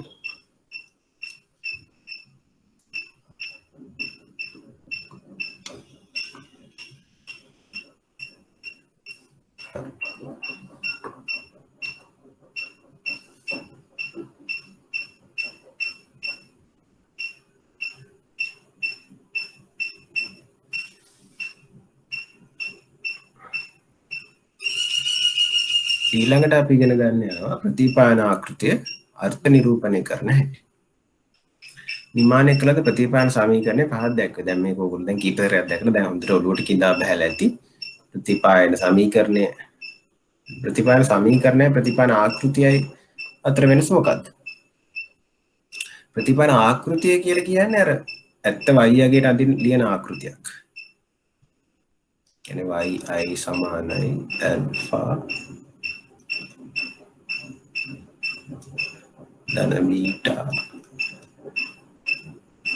xi ඒ අර සත්‍යය හොයන්න මතකද හැමතිස්සෙම මේ ඇවිල්ලා පුරෝකථනය කරනවාගෙන මේ alpha dan beta x කියලා රේඛාවෙන් හොයන්නේ සත්‍යය හොයන්න හැමතිස්සෙම වැරදි පදයක් එකතු කරන්න ඕනේ හරිද? ඒතර මේ සත්‍යය හොයන්න හැමතිස්සෙම වැරදි පදයක් එකතු කරන්න මේක තමයි ප්‍රතිපායන ආකෘතිය. හරිද? ඊට පස්සේ ප්‍රතිපායන සමීකරණය කියලා කියන්නේ මොකද? ප්‍රතිපායන සමීකරණය කියලා කියන්නේ අපි කෙලින්ම පුරෝකථනය කරනවාගේට ලියන එක. ඒතර ඒක කෙලින්ම සරල රේඛාවෙන් එන්නේ. ඒතර ඒක තමයි මේ විදිහට තියෙන්නේ. ඒතර ප්‍රතිපායන සමීකරණය මේ විදිහට තියෙන yi hat ඒ කියන්නේ පුරෝකථනය කරනවාගේ ඕකේනවා නිමානය කරන ලද අන්තක්ඛණ්ඩයේ දාන නිමානය කළ බෑවු සංගුණකේ වරක් ඒ අදාළ තැන x පදේ. එතන මේක තමයි ප්‍රතිපායන සමීකරණය. ඊට පස්සේ ආයි පාරක් ඒක දැන් හඳුන්වලා එහෙම තියෙනවා. දැන් ඇල්ෆා යනු අන්තක් ඛණ්ඩය. මේවා මේ සම්පූර්ණ වචන පාවිච්චි කරන මීටත් වඩා හොඳයි. ඇල්ෆා යනු නිමානය කරන ලද අන්තක් ඛණ්ඩයයි. නිමානය කරන ලද. හරිද? කියන්නේ අපි මේක නිමානයක් නේ කළේ. ඒතර ඇල්ෆා යනු නිමානය කරන ලද අන්තක් ඛණ්ඩයයි. ස්වයත්ත හරිද? ඇල්ෆා යනු නිමානය කළ ද අන්තක් ඛණ්ඩය. ඊට පස්සේ ඇල්ෆාව අර්ථ නිරූපණය කරන්න හැටි අපිට දීලා තියෙනවා. ස්වායත්ත විචාරලයේ අගය ශූන්‍ය වන විට පරායත්ත විචාරලයේ අගය අන්තක් ඛණ්ඩය මගින් ලැබේ. ඕක ඔයගොල්ලෝ අර y සමාන mx c කියන එක ඉගෙන ගත්ත කාලේ නම දන්නවා. අන්තක් ඛණ්ඩය කියන එකේ අර්ථ නිරූපණය මොකද්ද? අන්තක් ඛණ්ඩය කියන්නේ x බිඳුවක් වෙද්දී y අගය. ස්වායත්ත විචාරලයේ අගය ශූන්‍ය වෙන විට කියන්නේ x අගය බිඳුවක් වෙද්දී පරායත්ත විචාරලයේ කියන්නේ x අගය බිඳුවක් වෙද්දී y අගය තමයි අන්තක් ඛණ්ඩයෙන් ලැබෙන්නේ. හරිද? අපි අර අපේ උදාහරණය පාවිච්චි කරමු. දැන් අපි අර කලින් ගානෙන් අපිට ප්‍රතිපාදන සමීකරණයක් අපිට හම්බුණානේ. අපි ඒක ලියමු. ඉතින් අපිට y hat සමානයි 2.95 ධන 0.95 වරක් x කියලා. හරිද? දැන් මේකේ අන්තක් ඛණ්ඩය කොහොමද අර්ථ නිරූපණය කරන්නේ? අන්තක් ඛණ්ඩය කියලා කියන්නේ පරායත විචල්‍යයේ ශූන්‍යයක් වන විට. ඒතර පරායත විචල්‍යයේ ශූන්‍යයක් වුණාම x මොකද වෙන්නේ? x බිඳුවක් වෙනවා. එතකොට y අගේ හෙව්වොත් මොකද වෙන්නේ? y අගේ සමානයි 2.95 ධන 0.95 වරක් බිඳුව. ඒ කියන්නේ 2.95 වෙන්නේ. එතකොට මේ අන්තක් ඛණ්ඩය සමානලා තියෙනවා. දැන් මේ x අගේ බිඳුවක් එද්දී y අගේට. පැහැදිලි නේද? කියන්නේ ස්වායත්ත විචාරලයේ බිඳුවක් වෙද්දී x අගේ බිඳුවක් වෙද්දී පරායත්ත විචාරලයේ y අගේ ඇවිල්ලා 2.95ක් කියලා ආවා. ඒක තමයි මේ අන්තක් ඛණ්ඩය වෙන්නේ. ඒතර අන්තක් ඛණ්ඩය අර්ථ නිරූපණය ඒක. හරි. ඒ තමයි අන්තක් ඛණ්ඩය.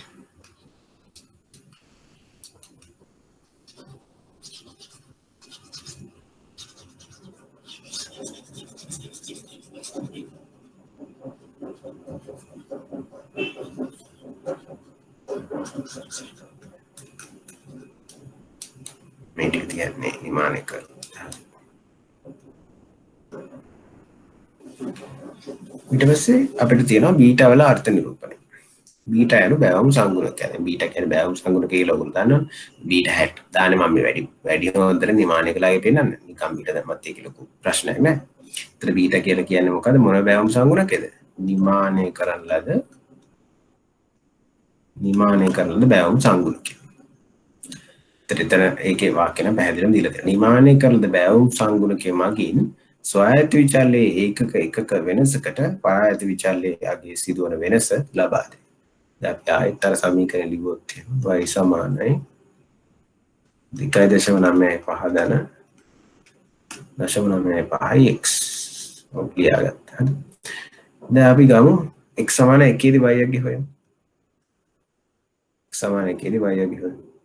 y සමානයි 2.95 ධන 0.95 වරක් 1 කියන උත්තරේ 3.9. දැන් අපි හොයමු x සමානයි 2 දී y අගේ. y සමානයි 2.95 ධන 0.95 වරක් 2 කීයදාගේ? එතන එනවා 4.85 කිය. හරිද? දැන් x සමාන 1 වෙද්දී y 3.9ක් වුණා. x සමාන 1 වෙද්දී y 3.9ක් වුණා. x සමාන 2 වෙද්දී y 4.85ක් වුණා. හරිද? දැන් x එකේ ඉඳලා x දෙකට වෙනස් වෙනකොට x කොච්චරකින් වෙනස් වෙනවද ඒකක? අපි x එකකින් තමයි වැඩි කරන්නේ. එකකින් තමයි වැඩි කරන්නේ. එතකොට x එකකින් වැඩි කරනකොට y කොච්චරකින් වැඩි වුණාද? 4.85 හරින 3.9කින් වැඩි වුණා නේද මේ කීය? 0.9යි 5. දැන් ඔයගොල්ලන්ට පේනවා xy එකකින් වැඩි කරනකොට y කොච්චර එකක ගානකින් වැඩි වෙලාද? 0.95කින් වැඩි වෙලා. හැබැයි අපි මේ සමීකරණේ 0.95ක් තියෙනවානේ. දැක්ක. ඒ කියන්නේ මොකද මේ වෙලා තියෙන්නේ? xy එකකින් වැඩි කරනකොට y කොච්චර ප්‍රමාණයකින් වැඩි වෙනවද කියන එක අපිට මෙන්න මේ අනුක්‍රමණය දිහා බලලා කියන්න පුළුවන්. දැන් අපි ඔකටම එකතු කරලා x 3කුත් ලියුවොත් එහෙම x 3 එකක් කළොත් එහෙම මොකද වෙන්නේ? y සමානයි 1.9 පහදන් 0.9 පහවරක් 3. එතන මේක සුළු කළාම අපිට එනවා 5.8ක් නේ. 5.8. හරිද? දැන් මෙතන x සමානයි 2දී 4.8යි 5යිනේ. දැන් x සමානයි 3දී අපිට එනවා y සමානයි 5.8යි කියලා. මේ දෙන්න අතර වෙනස කීයද? මේ දෙන්න අතර වෙනස මම මෙහෙම වෙන තැනක කිව්වොත් 5.8 රින 4.8යි ආයිත් පාරක් 0.9 නේ. දැක්ක? හැමතිස්සෙම මොකද වෙලා තියෙන්නේ? හැමතිස්සෙම x එකකින් අපි x සමාන 1 ඉඳලා x සමාන 2ට x එකකින් වැඩි කරද්දිත් y ගියගේ 3.9 ඉඳලා 4.8යි 5ට 0.95කින් වැඩි වුණා. ඒක අපි මෙතන දැක්කා. ඒක අපි මෙතන දැක්කා. ඊට පස්සේ x සමාන 2 වෙද්දි y යගේ අපි දැක්කා 4.8යි 5 කියලා. x සමාන 3 වෙද්දි අපි දැක්කා y යගේ 5.8යි කියලා. x සමාන 2 ඉඳලා x සමාන 3ට එකකින් x ගාගේ වැඩි කරද්දිත් අපි දැක්කා y ගාගේ 4.8යි 5 ඉඳලා 5.8යි 5 දක්වා 0.9යි 5කින්ම වැඩි වෙනවා කියලා. එහෙනම් කියන්නේ හැමතිස්සෙම x ගාගේ එකින් එක වැඩි කරගෙන යද්දි y ගාගේ කීයෙන් කීයද වැඩි වෙන්නේ? y ගාගේ එකින් නෙමෙයි වැඩි වෙන්නේ 0.9 5 0.9 මේ 0.9 අපි සමීකරණ පැහැදිලිව තියෙනවා. ඒ කියන්නේ මේකට අනුක්‍රමණය සම්බන්ධ වෙනවා කියලා දැන් ඔයගොල්ලන්ට පැහැදිලි වෙනවා ඇති. ඊට මේ කියෝ නිමානය කරලද බෑවුම් සංගුණකයේ මගින් ස්වායත්ත විචල්ලයේ එකක වෙනසකට. දැන් අපි ස්වායත්ත විචල්‍ය උනේ කවුද? x. x ගාගේ එකක වෙනසකට පරායත්ත විචල්‍යයගේ සිදුවන වෙනස ලබා දෙන. දැන් අපි පැහැදිලිව දැක්කනේ ස්වායත්ත විචල්‍ය කියන x ගේ එකින් එක වැඩි කරද්දී පරායත්ත විචල්‍ය කීයෙන් කීයද වැඩි උනේ? පරායත්ත විචල්‍ය වැඩි උනේ 0.95 අන්නේ 0.95 කියන වෙනස තමයි අපිට මේ බෑවුම් සංගුණකයෙන් ලැබෙන්නේ. ඒතර ඕක තමයි බෑවුම් සංගුණකයේ අර්ථ නිරූපණය. පැහැදිලි නේද? නිමානය කළද බෑවුම් සංගුණකයේ මගින් x ගාගේ එකකින් වෙනස් කරනකොට y ගාගේ කොච්චරකින් වෙනස් වෙනවද කියලා තමයි ලබා දෙන්නේ. ඒතර x ගාගේ එකකින් වෙනස් වෙන 0.95කින් නම් එකක දෙකකින් වෙනස් කළාම y ගාගේ කීයකින් වෙනස් වෙනවද නැද්ද? අර අනුක්‍රමණය වතාවක් දෙක නේද? හරිනේ. දැන් මේ 0.95 දෙකකින් වැඩි වුණා. පැහැදිලි නේද?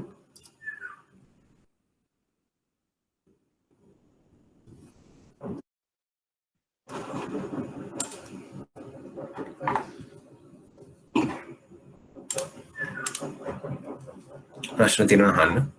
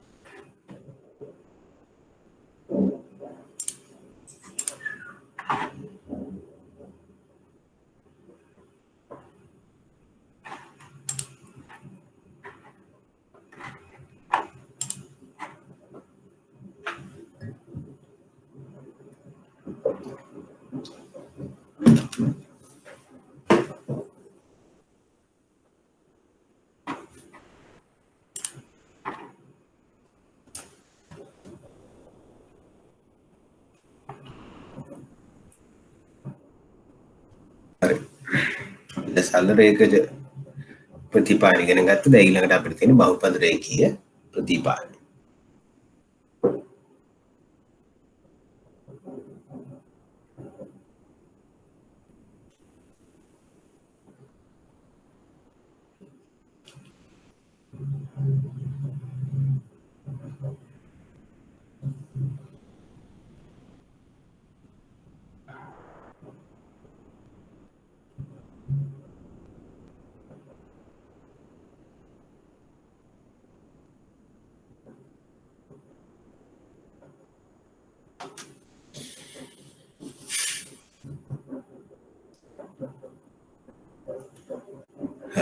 දැන් බහුපද රේඛීය ප්‍රතිපාදනය කරන්නේ මොකද? සරල රේඛිත ප්‍රතිපාදනය අපිට තිබ්බ x එකයි y එකයි.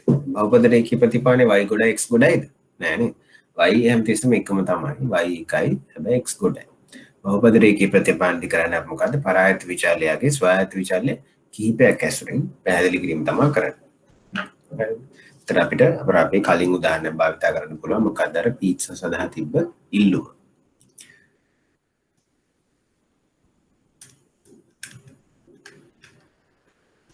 පීට්සා සඳහා තිබ්බ ඉල්ලුම ගත්තොත් එහෙනම් අපි දැක්කා ඒකට බලපෑවා මිල, රුචිකත්වය, ආදායම x1 x2 x3 කියලා ගත්තොත් එහෙම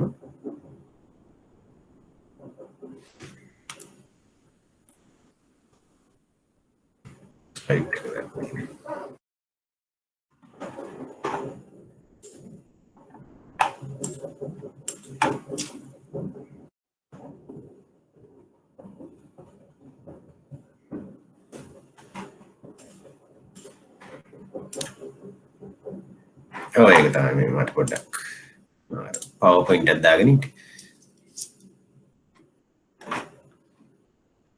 මේක බලන්න උදාහරණ. PowerPoint එක ලියන්න ලේසි එකයි.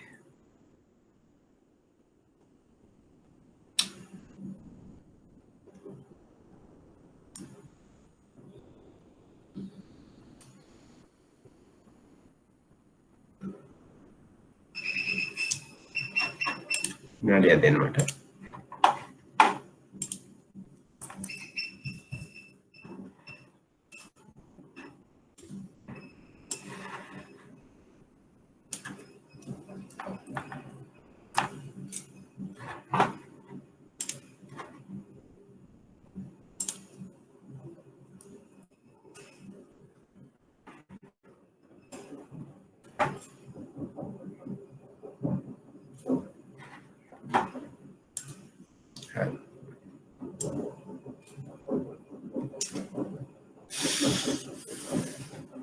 බහුපද රේඛීය ප්‍රතිපාදනය පොඩ්ඩක් අර ස්ලයිඩ් එක මාරුනේ. එතන කිසියම් පරායත විචලයක විචරතාව ස්වයත් විචල කිහිපයක් ඇසුරින් පැහැදිලි කිරීම තමයි බහුපද ප්‍රතිපාදන විශ්ලේෂණයේ කාර්යභාරය විදිහට වෙන්නේ. ස්වයත් විචල එකකට වඩා වැඩිම තියෙනවා. දැන් මම අයිතර කලින්කම හන්දොත් එහෙම පීට්සා සඳහා තියෙන ඉල්ලුම කියන වයියාගේ ගත්තොත් එහෙම ඕකට එක්ස්ප්ලেইন කරන්න පුළුවන් අපිට මිල, රුචිකත්වය සහ ආදායම ඇසුරින් x1 x2 x3 දැන් ස්වායත්ත විචාර එකකට වඩා වැඩියෙන් ඉන්නවා. ඒතර මෙන්න මේ විචාර කිහිපයක් ඇසුරින් පරායත්ත විචාර පැහැදිලි කරන එක තමයි අපි බහුපද රේඛීය ප්‍රතිපාදනය කියලා කරන්නේ. ඒතර බහුපද රේඛීය ප්‍රතිපාදනයේ ආකෘතිය අපිට ඊළඟට දීලා තියෙනවා. දැන් සරල රේඛිත ප්‍රතිපාදනය තිබ්බේ මේ සරල රේඛිත ප්‍රතිපාදනය තිබ්බේ මේ y i අපි පැහැදිලි කළේ අන්තඛණ්ඩයක් සහ ඇල්ෆා ධන බීටා x එකේ ඉන්නේ. මෙන්න මේ කැලේ විතරයි සරල රේඛිත ප්‍රතිපාදනය තිබ්බේ. එකයිනේ. තේරෙනවද? ලොකු වෙනසක් නැහැ. මේ එකම අර කලින් සරල රේඛිත ප්‍රතිපාදන ආකෘතියටම කැලේ එකතු කරගෙන යන එක තමයි මේක කරන්නේ. දැන් ඒකේ තිබ්බේ මෙන්න මේ කැලේ විතරයි. මේ බීටා b නෝට් වෙනකොට තිබ්බේ ඇල්ෆා. ඇල්ෆා ධන බීටා x තිබ්බේ. ඇල්ෆා ධන බීටා x තිබ්බේ. දැන් මේකේ වෙනකොට අර ගොඩක් තියෙන හින්දා අර ඇල්ෆා බීටා දැම්මොත් ග්‍රීක කෝඩියම අපිට පාවිච්චි කරන්න ඕනේ ඇල්ෆා බීටා ගාමා කියලා. ඒ හින්දා අර b නෝට් b1 කියලා පටන් ගන්න තියෙනවා. ඉතින් ඇල්ෆා නෝට් b නෝට් දාලා බීටා නෝට් b1 දාලා ඒ කියන්නේ දැන් සරල රේඛිත ප්‍රතිපාදන ආකෘතිය මේක විදිහට ලියවරන් එහෙම ලියන්නේ මෙහෙම ලියන්නේ. yi සමානයි b නෝට් ධන b1x ධන එප්සයිලන්. එච්චරයි. දැන් ඒ ආකෘතියම තමයි මෙතන ඒ කැලේ තියෙනවා. ඊට අමතරව තව වැඩිපුර පද තියෙනවා බහුපද රේඛීය ප්‍රතිපාදනය. මොකද x එක නෙමෙයි x2 x3 කියලා ගොඩක් තියෙනවා. හරිද? ඒතර දැන් මම මේකට අපේ පීට්සා උදාහරණයට මේ රේඛාව ඇඳලා පෙන්නුවොත් මේ ආකෘතිය ලියලා ඔයගලන්ට පෙන්නුවොත් එහෙම වෙන්නේ කොහොමද? ඒතර yi සත්‍යය ගේනවා පළවෙනි පදය b නෝට් ඒ කියන්නේ අන්තක්ඛණ්ඩය ඒ කියන්නේ කලින් ඇල්ෆා වගේ එක. ඊට පස්සේ අපි පළවෙනි විචාලය කියන්නේ මිල x1 දාන්න එපා. x1 ඉස්සරහා ඒකට අදාළ ප්‍රතිපාදන සංගුණකේ තියෙනවා. දැන් මේකේ අනුක්‍රමණය කියලා කියන්න බෑ. සංගුණක ගොඩක් ඉන්නවනේ හැම x1 x2 x3 ඔක්කොටම බීටලා ඉන්නවනේ. එතන අපි කියන්නේ ප්‍රතිපාදන සංගුණක කියලා. එතන එයාට අදාළ b1 ඉන්නවා. එයා ඇවිල්ලා x1. දැන් කලින් x විතරයි මොකද x එකක් තිබ්බින්ද කලින් x දැම්මම ඇති හැබැයි දැන් මෙතන x1 x2 x3 කියලා කීපයක් ඉන්නද එයා x1 x1 පළවෙනි අගය ඊට පස්සේ අපි ගන්නවා අපේ රුචිකත්වය එයාට අදාළ ප්‍රතිපාදන සංගුණිකේ b2 එයා ඇවිල්ලා x2 එයාගේ x2 වල පොදු වගේ හඳුනන තමයි මේ i දාන්නේ b3 දැම්මා එයා ඇවිල්ලා ආදායම ඇවිල්ලා x3i දැන් මේ i එකක් එන එක ඔයගොල්ලන් කන්ෆියුස් වෙනවා වගේද? දැන් කලින් එකේ දැන් මෙහෙමනේ. කලින් එකේ දැම්මේ කලින් එකක් විතරක් ඊට දැම්මේ අපි yi සමානයි බීටා නෝඩ් ධන b1 xi මේ xi කියලා කියන්නේ අර පළවෙනි දත්තේ. අර දුරහා බස් ගාස් වලට සම්බන්ධ නම් කිලෝමීටර් 2 දත්තේ තමයි x1 කිලෝමීටර් 3 දත්තේ x2 අන්නේ ටික පොදුවේ හඳුනන තමයි මේ xi කියලා දැන්. හරිද?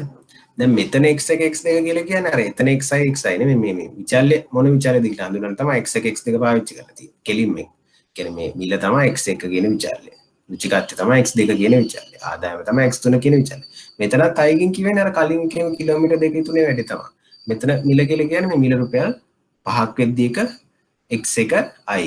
මිල රුපියල් 10ක් වෙද්දී දත්තේ තමයි x1 10. ඒ කියන්නේ x1 2.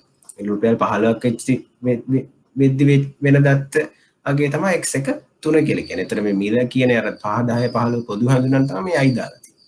ඒ වගේ මේ ආදායමත් රුපියල් 10000ක් වෙද්දී වෙන ආදායම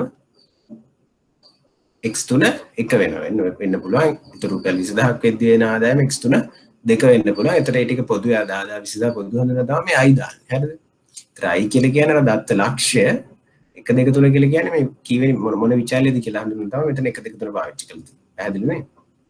ඒතර මේක පොදුවේ බහුපද රේඛීය ප්‍රතිපාදන ආකෘතිය විදියට කියනවා නම් අපිට මේ x1 x2 x3 නෙමෙයි තව ගොඩාක් විචාල්‍ය තියෙනවා කියලා පෙන්වන්න පුළුවන් වෙන තමයි මේ තිත්තිත් ධාරි වල දාලා තියෙන්නේ. දැන් මෙතන මේ මම කලින් ලිව්වා මේ පද ටික මෙතනක් තියෙනවා මෙහෙම. ඊට පස්සේ වෙලා තිත් ටිකක් දානවා. මොකද මෙතන සොයායත් විචාල්‍ය ඕන ප්‍රමාණයක් තියෙන පුළුවන් කියලා පෙන්වන. ඊට පස්සේ මේ පොදු සොයායත් විචාල්‍ය තමයි මේ දාලා තියෙන්නේ මේ k කියලා දාලා තියෙන්නේ මේ. කියන්නේ දැන් මෙහෙම b1 b2 විදියට වැඩි වෙනවනේ. ඕම පොදුවේ k කියලා දාලා තියෙනවා ඕන ප්‍රමාණයක් වැඩි වෙන්න පුළුවන් කියලා පෙන්වනවා. ඒකෙතර i තියෙනවා. ඒ i කින් කියවෙන්නේ අර කීවෙන්නේ දත්තේද කියන එක. අන්තිමට එප්සයිලන් තියෙනවා. අපේ කලින් සරල රේඛිත ප්‍රතිපාදන ආකෘතියත් එප්සයිලන් තිබ්බනේ. මොකද සත්‍යයේ වෙන අපි හැමතිස්සෙම ප්‍රතිපාදන රේඛාවෙන් එන අගයට වැරදි පදයක් එකතු කරන්න ඕනේ. ඒතර ඒ එප්සයිලන් එක තමයි මේ තියෙන්නේ. ඒතර ප්‍රතිපාදන ආකෘතිය ප්‍රතිපාදන සමීකරණ අතර වෙනස මොකක්ද? අර ආකෘතියෙන් හැමතිස්සෙම හොයන්නේ අපි සත්‍යයේ ඒ කියන්නේ රේඛාවෙන් එන අගයට එප්සයිලන් එකතු කරලා සමීකරණයෙන් අපි එන්නේ අර සරල රේඛාව සමීකරණය y සමාන mx ධන c y සමාන alpha ධන beta x වගේ සමීකරණයක් අපි හැමතිස්සෙම හොයන්නේ මොනවාගේද? පුරෝකථනය කරන අගේ. යන සමීකරණ අපි යන පුරෝකථනය කරනවා කියන්නේ yi hat එක. ඒතර අපිට මේ ඉන්න තමයි මේ hat දාලා තියෙන්නේ මේ beta නෝට් මේ ඔක්කොම නිමානය කරපු සංගුණක ටික තමයි මේ hat කියලා දාලා තියෙන්නේ. ඒතර එතන වැරදි පදේ කතන්දරයක් නැහැ. එතන කෙලින්ම අපි පුරෝකථනය කරනාගේ තමයි හොයන්නේ. සමීකරණ ආකෘතිය අතර වෙනස එන්නේ මෙන්න මේ වැරදි පදේ. හරිද? ඊට පස්සේ ප්‍රතිඵල අර්ථ නිරූපණය. දැන් කලින් අල්ෆා බීටා අර්ථ නිරූපණය කළා වගේ වැඩක් තමයි මෙතන තියෙන්නේ. ඒතර බීටා යනු නිමානය කරලා දන්තක් ඛණ්ඩයයි. බීටා යනු නිමානය කරලා දන්තක් ඛණ්ඩයයි. sorry මේ බීටා නෙමෙයි b not hat. හොඳේ මේ b not hat. b මේ තියෙන වෙලාව b not hat. b not hat මේදී. b not hat යනු නිමානය කරලා දන්තක් ඛණ්ඩයයි. ස්වායත්ත විචල්්‍යයේ අගය ශූන්‍ය වන විට පරායත්ත විචල්්‍යයේ අගය අන්තක් ඛණ්ඩය මගින් ලැබේ. ඒකේ වෙනසක් නෑ අර ඇල්ෆාම තමයි. හරිද? ස්වායත්ත විචල්්‍යයේ අගය බිඳුවක් කරකට. ඒ කියන්නේ මෙතනත් මම නියම් පොඩි උදාහරණයක් ලියන්නම් ඔයගොල්ලන්ට. දැන් හිතන්නකෝ මෙන්න එකක් ආවා කියලා y සමානයි. කලින් එක මම ලියන්නකෝ 0.95. දැන් මේක තිබි කියලා y සමානයි 2.95 ධන 0.95 දැන් මෙතන x කීපයක් එනවා. ධන 2x2 ඍණ 3x3 වගේ සමීකරණයක් තියෙනවා කියලා හිතන්න. මේ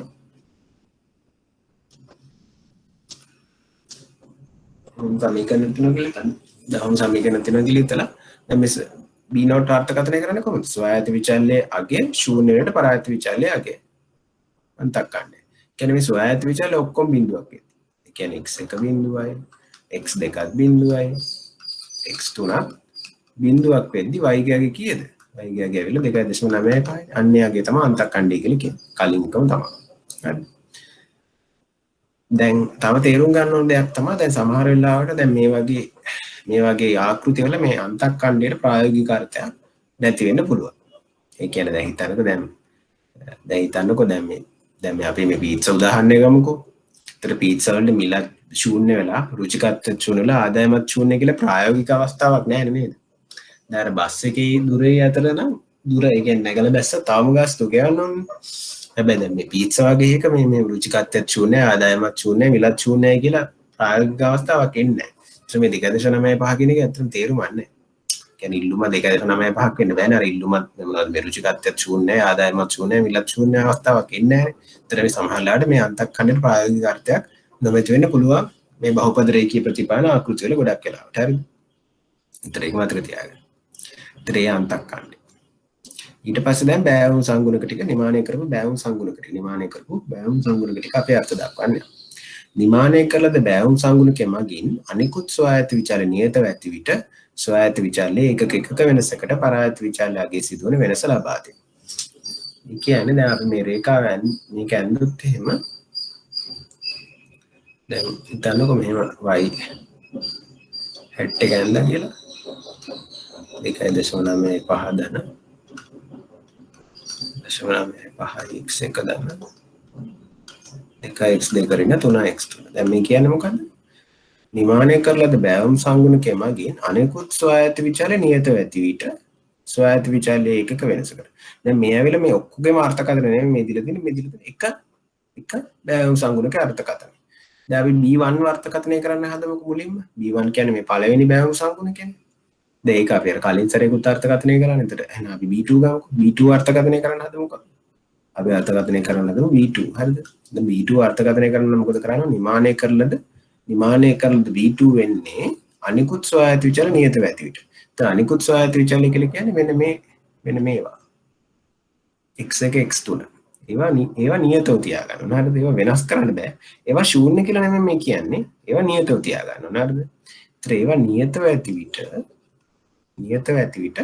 ස්වායත්ත විචාරයේ එකක වෙනසකට පරායත්ත විචාරයේ සිදුවන වෙනසයි. දැන් බලමු මේ වගේ දෙයක් කරන්න. දැන් අපි x1යි දැන් අපි අගයන් ටිකක් දාගෙන යමුකෝ මේ ටික. මේ ටිකට අගයන් ටිකක් දාගෙන යමු.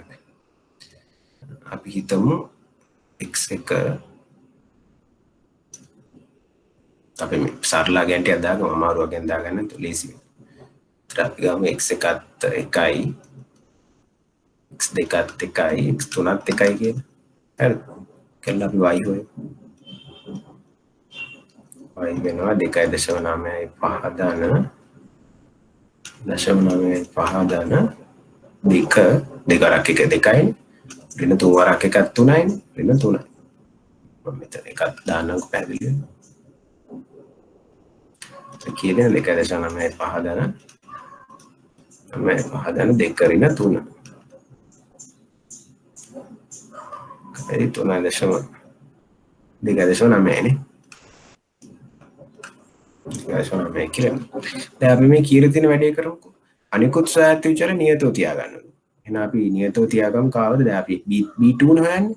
එහෙනම් අපි x1y x3y නියතව තියාගමු. එහෙනම් x1y x1 උත් 1යි x3 එකමයි x2 මොකද කරන්නේ? නියතව ඇති පිට ස්වායත්ත විචාරයගේ එකක වෙනසකට. එහෙනම් අපි x2 විතරක් එකකින් වැඩි කරමු. x2 එකකින් වැඩි කරා කියන්නේ x2 දෙක වෙනවා. හරි දැන් අපි හොයමු y hat. 2.95 දාන 0.95මයි මොකද කලින් වරගෙම 0.95ක් එක දාන දැන් දෙවරක් 2 මෙයාව එකකින් වැඩි කළානේ වෙන 3 වරක් 1 දැන් මේ ටික එකතු කරපුවාම මොකද වෙන්නේ මේ ටික එකතු කරපුවාම අපිට එනවා 4.9ක් නේ 3.9 මෙතන 2.9 3.9යි 4.9 දැන් බලන්න මේ දෙන්නගේ වෙනස කීයද 2.9 ඉඳලා 4.9 කියන දෙකකින් වැඩි වෙලානේ. ඒ කියන්නේ මේ x2 එකකින් වැඩි කළා. x2 ගේ කලින් තිබ්බ x2 එකයි. දැන් x2 දෙකයි. කේන්දර දෙකට වැඩි කරද්දි y ගේ කීයකින් වැඩි වුණාද? y ගේ 2.9 ඉඳලා 4.9ට එක දෙකකින් වැඩි වුණා. දැන් බලන්න මේ දෙක කොහේ හරි තියෙනවද කියලා. දෙක මේ තියෙනවා මේ බෑවුම් සංගුණක තමයි දෙක x2ට අදාළ බෑවුම් සංගුණක තමයි දෙක පැහැදිලි නේ කියන්නේ නිමානය කරලා බෑවුම් සංගුණකේ මගෙන් හම්බෙන්නේ මොකද්ද අනිකුත් සොයායත විචල් නියතව තියාගන්න ඕනේ දැන් එකක වෙනස හොයනවා නම් අනිත් ඒවා නියතව තියාගන්න ඕනේ x1 x3 නියතව තියාගන්නකොට අදාළ සොයායත විචල්‍යයගේ ඒ අගේ එකක වෙනසකට y අගේ සිදුවන වෙනස තමයි නිමානය කළද බෑවුම් සංගුණකේ ලබා දෙන්නේ. ඒතර ඔක b2ටත් හරි b3ට හරි වෙන වෙන. b2 b3 නියතව තියාගන්න. b3 බලනකොට b1 b2 නියතව තියාගන්න.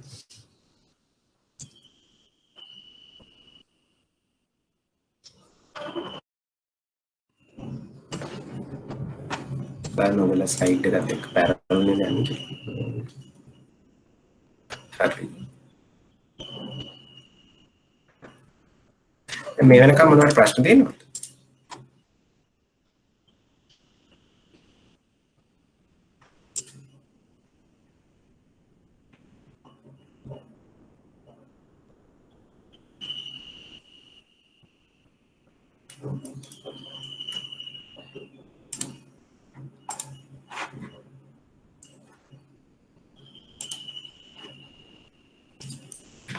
එහෙනම් අපි නිර්ණය සංගුණකයක් තියනවා.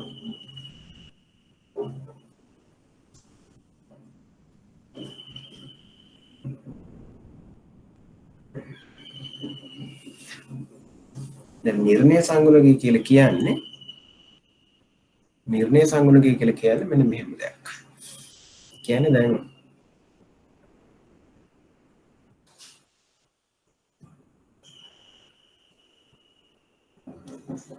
දැන් හිතන්නකෝ අපිට මෙන්න මෙහෙම දත්‍රයක් හම්බුණා කියලා. ඊට පස්සේ ඔහොම දත්‍රයක් හම්බුණා ප්‍රතිපායන රේඛාවක් අඳිනවා. අන්දාම ප්‍රතිපායන රේඛාව ඔක්කොම දත්ත ලක්ෂණ හත් යන ලස්සනට. මේ දත්ත හරත් ගියා කියලා හිතන්නනේ. ඒතර දැන් මේ වගේ රේඛාව ප්‍රතිපායන රේඛාව මෙහෙම ඔක්කොම දත්ත ලක්ෂණ යවන්න පුළුවන් නම් මොකද වෙන්නේ? ප්‍රතිපායන රේඛාව ඇවිල්ලා 100%ක් හරි. අපිට හම්බෙන දත්ත ඔක්කොම ලක්ෂණ යන තල රේඛාවක් අපිට අඳගන්න පුළුවන් නම් මේ ප්‍රතිපායන රේඛාව වල 100%ක් නිවැරදි. මේකෙන් 100% නිවැරදිව පුරෝගතනය කරන්න පුළුවන්. හැබැයි ප්‍රායෝගිකව අපිට හම්බෙන ගොඩක් ප්‍රතිපායන රේඛා ඔහොම යන්නේ නැහැ. කියන්නේ අපිට දත්ත කීපයක් ඔස්සේ තමයි මෙහෙම බැලන්ස් කරලා තමයි අර අඩුතම වර්ග ක්‍රමයෙන් ඇඳගන්න පුළුවන්. ත්‍රේ ඇවිල්ලා 100%ක් නිවැරදිව පුරෝගතන හම්බෙන්නේ නැහැ. කියන්නේ මොකක් හරි පුරෝගතනය කළොත් දැන් මේ තැන් වල පේනවනේ මේ වැරදි පද තියෙනවනේ. වැරදි පද තියෙනවා. ත්‍රේ වගේ මොකක් හරි පුරෝගතනය කළත් ඒක වැරදි පදයක් එන්න පුළුවන්. එතකොට දැන් අපිට මේ විවිධ අපිට හම්බෙන විවිධ දත්වල දාලා විවිධ ප්‍රතිපායන රේඛා අපි අඳිනවනේ. එතන මෙන්න මේ රේඛාව කොච්චර නිවැරදිද කියලා මනගන්න පුළුවන් නිම්මක් තමයි මෙන්න මේ නිර්ණය සංගුණකය කියලා කියන්නේ. බලන්න. නිර්ණය සංගුණකය අපි සංකේතාත්මකව ඒ කියන්නේ ඉංග්‍රීසි අකුරෙන් අපි හඳුන්වනවා r squared කියලා. කියන r ගේ වර්ගය. කැපිටල් r ගේ වර්ගයෙන් තමයි නිර්ණය සංගුණකය හඳුන්වන්නේ. එතන r කැපිටල් r ගේ වර්ගය අනුව ප්‍රතිපායන ආකෘතිය විවරණය කිරීම හැකියාව පිළිබඳ නිම්මකි. මේ විවරණය කිරීම හැකියාව කියන්නේ ප්‍රතිපායන ආකෘතිය මගින් අපේ දත්ත සටහන අපේ දත්ත සටහන පැහැදිලි කිරීමේ අපේ දත්ත සටහන පැහැදිලි කිරීමනේ විවරණ හැකියාව කියලා කියන්නේ. කියන්නේ මෙන්න මේ දත්ත සටහන කොච්චර දුරට පැහැදිලි කරන්න පුළුවන්ද කියලා මනින්න පුළුවන් නිම්මක් තමයි මේ r වර්ගය කියලා කියන්නේ. r වර්ගය කියන්නේ ප්‍රතිපායන ආකෘතියේ විවරණ හැකියාව පිළිබඳ නිම්මකි. එමගින් පරායත්ත විචලනයේ විචලනයේහි කොපමණ ප්‍රතිශතයක් සාමූහිකව ස්වායත්ත විචලයන් මගින් පැහැදිලි කළ හැකිදයි ලබා දෙයි. ඔක තවදුරටත් පැහැදිලි කළොත් එහම හරියට මෙයා ලබා දෙන්නේ දැන් අපි ප්‍රතිපායන ආකෘතියෙන් කරන්නේ මොකක්ද? දැන් මතකද පළවෙනි ස්ලයිඩ් එක. අපි කරන්නේ පරායත්ත විචල්‍යයේ විචලනය තමයි පැහැදිලි කරන්න හදන්නේ. හරි පරායත්ත විචල්‍යයේ විචලනය තමයි අපි ප්‍රතිපායන විශ්ලේෂණය මගින් පැහැදිලි කරන්න හදන්නේ. එතකොට අන්නේ විචලනයෙන් කොච්චර ප්‍රතිශතයක් කියන්නේ මේ විචලනයේ 100%ක් පැහැදිලි කරනවද? 90ක් පැහැදිලි කරනවද? 80ක් පැහැදිලි කරනවද? කවුද පැහැදිලි කරන්නේ? ස්වයත් විචල්‍ය එකක් වෙන්න පුළුවන්. නැත්තම් ස්වයත් විචල්‍ය කීපයක් සාමූහික වෙන්න පුළුවන්. බහුපද රේඛීය ප්‍රතිපාදන ස්වයත් විචල්‍ය කීපයක් කියලා. ඒතර අන්නේ ස්වයත් විචල්‍ය එකක් හෝ කිහිපයක් එකතු වෙලා සාමූහිකව පරායත් විචල්‍ය විචලනයේ කොපමණ ප්‍රතිශතයක් පැහැදිලි කරනවද කියන එක තමයි අපිට මේ R වර්ගය කියන නිර්ණය සංගුණකය මගින් ලබා දෙන්නේ. හරිද? එතන R වර්ගයට අපිට හැමතිස්සෙම මතක තියාගන්න R වර්ගයට අපිට හම්බ වෙන හැමතිස්සෙම 1.4 ඉලක්කමක්. හරිද? මේ R වර්ගය වෙන සමීකරණයක් එහෙම තියෙනවා. ඒක ඇත්තටම අවශ්‍ය නැහැ. මොකද R වර්ගය හොයන්න ඕගලන්ට එන්නේ නැහැ. එතකොට R වර්ගය ගොඩක් වෙලාට ඕගලන්ට දෙන්නේ R වර්ගය මෙන්න මේ මාගයක් දීලා මේක අර්ථ නිරූපණය කරන්න කියලා තමයි විභාගෙ දෙන්නේ. එතකොට R වර්ගයට ඔයගොල්ලෝ දැනගන්න උතර R වර්ගය අම්තිස් වෙන්නේ අර සමීකරණයෙන් ඒ හදලා දිනේ සමීකරණ හදලා තියෙන්නේ 1.4 අගයක් කියන විදිහට තමයි හදලා තියෙන්නේ. හරිද? එතකොට R වර්ගයට හිතන්නකො ඔයගොල්ලන්ට ආවා කියලා 0.6. එතකොට මේ 0.6ක් ආවම ඔක ප්‍රතිශතය කරන්න මොකද කරන්න ඕන? ප්‍රතිශතය කරන්න ඔක වැඩි කරන්න ඕන 100%. එතකොට එනවා අපිට 86ක් කියලා. දැන් මේ 86 තේරුම මොකක්ද? මේ 86 තේරුම තමයි මේ යටින් දීලා තියෙන්නේ. එහෙනම් පරායත්ත විචල්ලේ විචලනයේහි දැන් පරායත්ත විචල්ලේ විචලනය අපි පැහැදිලි කරන්නේ. අන්නේ විචලනය කොච්චර පැහැදිලි කරන්න පුළුවන්ද? එන්නේ විචලනය අපිට 86ක් පැහැදිලි කරන්න පුළුවන්. කවුද පැහැදිලි කරන්නේ? සාමූහික ස්වායත්ත විචල්යන් එකතු වෙලා පැහැදිලි කරන්න පුළුවන් කියන එක තමයි මේ නිර්ණය සංගුණකයේ අර්ථ නිරූපණයෙන් අපිට ලබා දෙන්නේ. කියන්නේ අපි ඔකට ප්‍රායෝගික උදාහරණයක් ගමුකෝ. ප්‍රායෝගික උදාහරණයක් ගත්තොත් එහෙම දැන් අපි ගමු අපි ටිකක්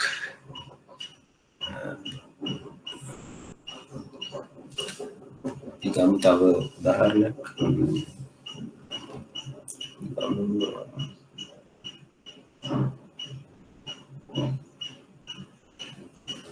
අපි ගමු වාහනවල නඩත්තු වියදම කියන උදාහරණයක් ගමුකෝ. ඒතර දැන් වාහනවල නඩත්තු වියදම කියන උදාහරණය ගත්තාම නඩත්තු වියදම කියන උදාහරණය ගත්තාම නඩත්තු වියදම බලපාන හේතු මොනවද? වාහනේ වයස බලපාන්නේ. ඒතර වාහනේ වයස බලපාන පාරන නඩත්තු වියදම වැඩි වෙනවා. ඊට පස්සේ වාහනේ වර්ගයක් බලපානනේ. දැන් බෙන්ස් අවුඩි නඩත්තු කරන්න යන වියදම ටොයෝටා වාහන නඩත්තු කරන්න යන්නේ නැහැ නේද? ඩ්‍රැල්ටෝ වගේ තවත් අය. ඒතර වාහනේ වර්ගය බලපානවා. ඊට පස්සේ ඊට අමතරව මොනවද? ඊට අමතරව පාවිච්චි කරන ආකාරයත් බලපානවා නේද? කොච්චර හොඳට පාවිච්චි කරනවද කියන ආකාරයත් බලපානවා. හරිද? දැන් ඕගොල්ලෝ හිතන්නේ මෙන්න මේ විචල් තුනෙන් විතරක් මේ නඩත්තු වියදම කියන සාධකයේ 100% පැහැදිලි කරන්න පුළුවන් මේක. තව ඕනතරම් විවිධ හේතු තියෙන්න පුළුවන් නේද? දැන් මොකක් හරි ගරාජ් එකකට ගිහින් ඉවරලා සර්විස් එක කරනකොට මොකක් හරි ඒගොල්ලෝ වැරදි විදිහකට කරනවා. ඒතර ඒ වගේ සාධකකින්ද නඩත්තු වියදම වැඩි වෙන්න පුළුවන්. එහෙම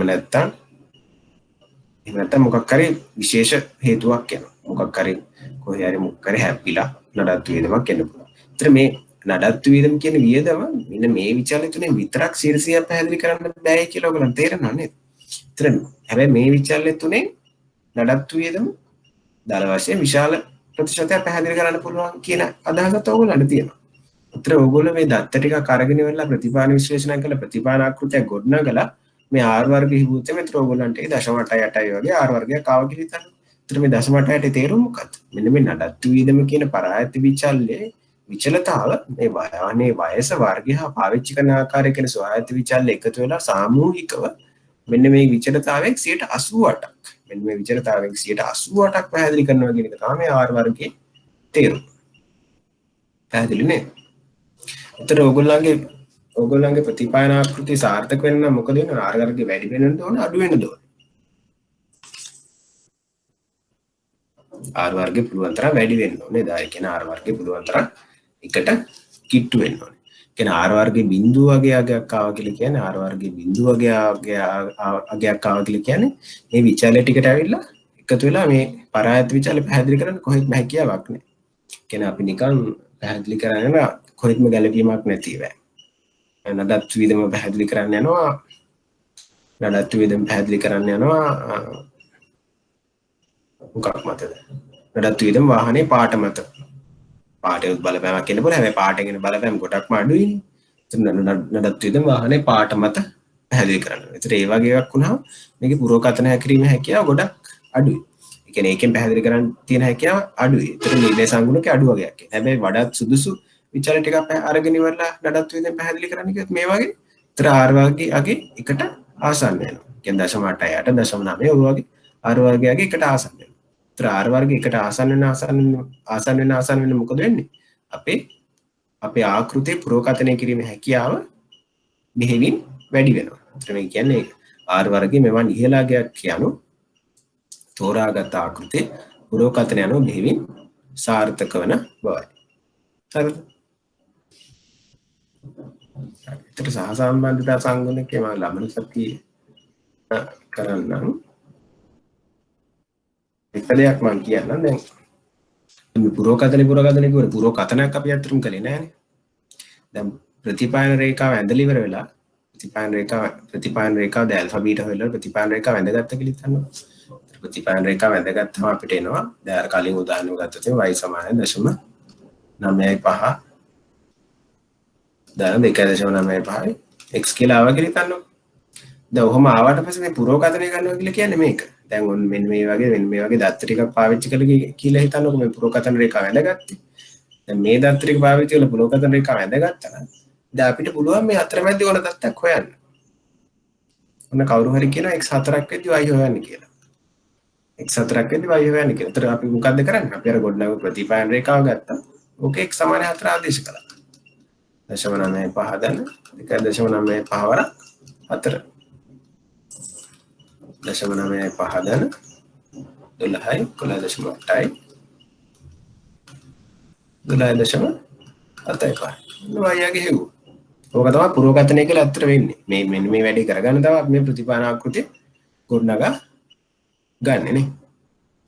පැහැදිලි නේ? බහුපද රේඛී ප්‍රතිපානොත් එම අදාළගෙන් කීපයක් දෙනවා. එතන යාගෙන් ඔක්කොම ආදේශ කරපුවාම පුරෝකථනය කරලා ඉවරලා හොයන්න පුළුවන්. හැබැයි මෙතෙන්දී තව එක දෙයක් මතක තියාගන්න ඕනේ. දැන් මේ දත්ත ටික හම්බුනේ මෙන්න මේ හරිය කියලා හිතන්න. දත්ත ටික හම්බුනේ මේ හරිය. දත්ත ටික තමයි හම්බුනේ ඔයගලන්ට. මේ හරිය දත්ත ටිකක් හම්බුණා. ඒතර ඔයගොල්ලෝ පුරෝකථනය කරලා ඉවරලා ප්‍රතිපායන රේඛාවකුත් අඳගත්තා. දැන් මෙයාගේ x සමානයි 5 කියලා හිතන්න. දැන් කවුරු හරි කියනවා x සමානයි 15 හොයන්න කියලා. x සමානයි 15ට අදාළ y යගේ හොයන්න කියලා. දැන් ඒ හොයන එක වඩා සුදුසුද? අර ඒ කියන්නේ අපිට හම්බෙච්ච දත්ත පරාසය ඇවිල්ලා x සමාන 0 ඉඳලා 5නේ. අපිට හම්බෙච්ච දත්ත පරාසය ඇවිල්ලා x සමාන 0 ඉඳලා x සමාන 5 දක්වා. මෙන්න මේ පරාසය තමයි අපිට හම්බුනේ. හරිද? ඒතර මේ පරාසය පාවිච්චි කරලා අපිට ප්‍රතිපායන රේඛාවක් මේ x සමාන 15 වගේ ගොඩාක් දුරකට දික් කරලා පුරෝකථනය කරන්න පාවිච්චි කරන එක එච්චර සුදුසු නැහැ. මොකද අපි දන්නේ මේ දත්ත කොහොමද හැසිරෙන්නේ කියලා මෙන්න මේ පරාසය තමයි අපි දන්නේ. හරිද?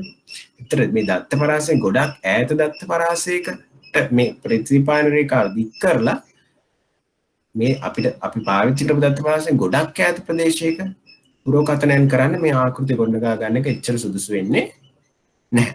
ඒකත් මතක තියාගන්න. හරිද? එතන අපි ලබන සතියේ සහසම්බන්ධතා සංගුණික කළා ඉවරලා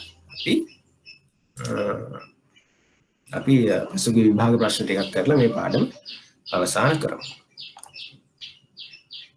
හරි. එහෙනම් ඔයගොල්ලෝ මේක හොඳට හදාලා ඉවරලා තේරෙන්නේ නැති ප්‍රශ්න දෙන්න ලබන සතිය අහන්න. එහෙනම් අපි අදට පාඩම අවසන් කරමු. හොඳට වැඩ කරන්න. ස්තුතියි.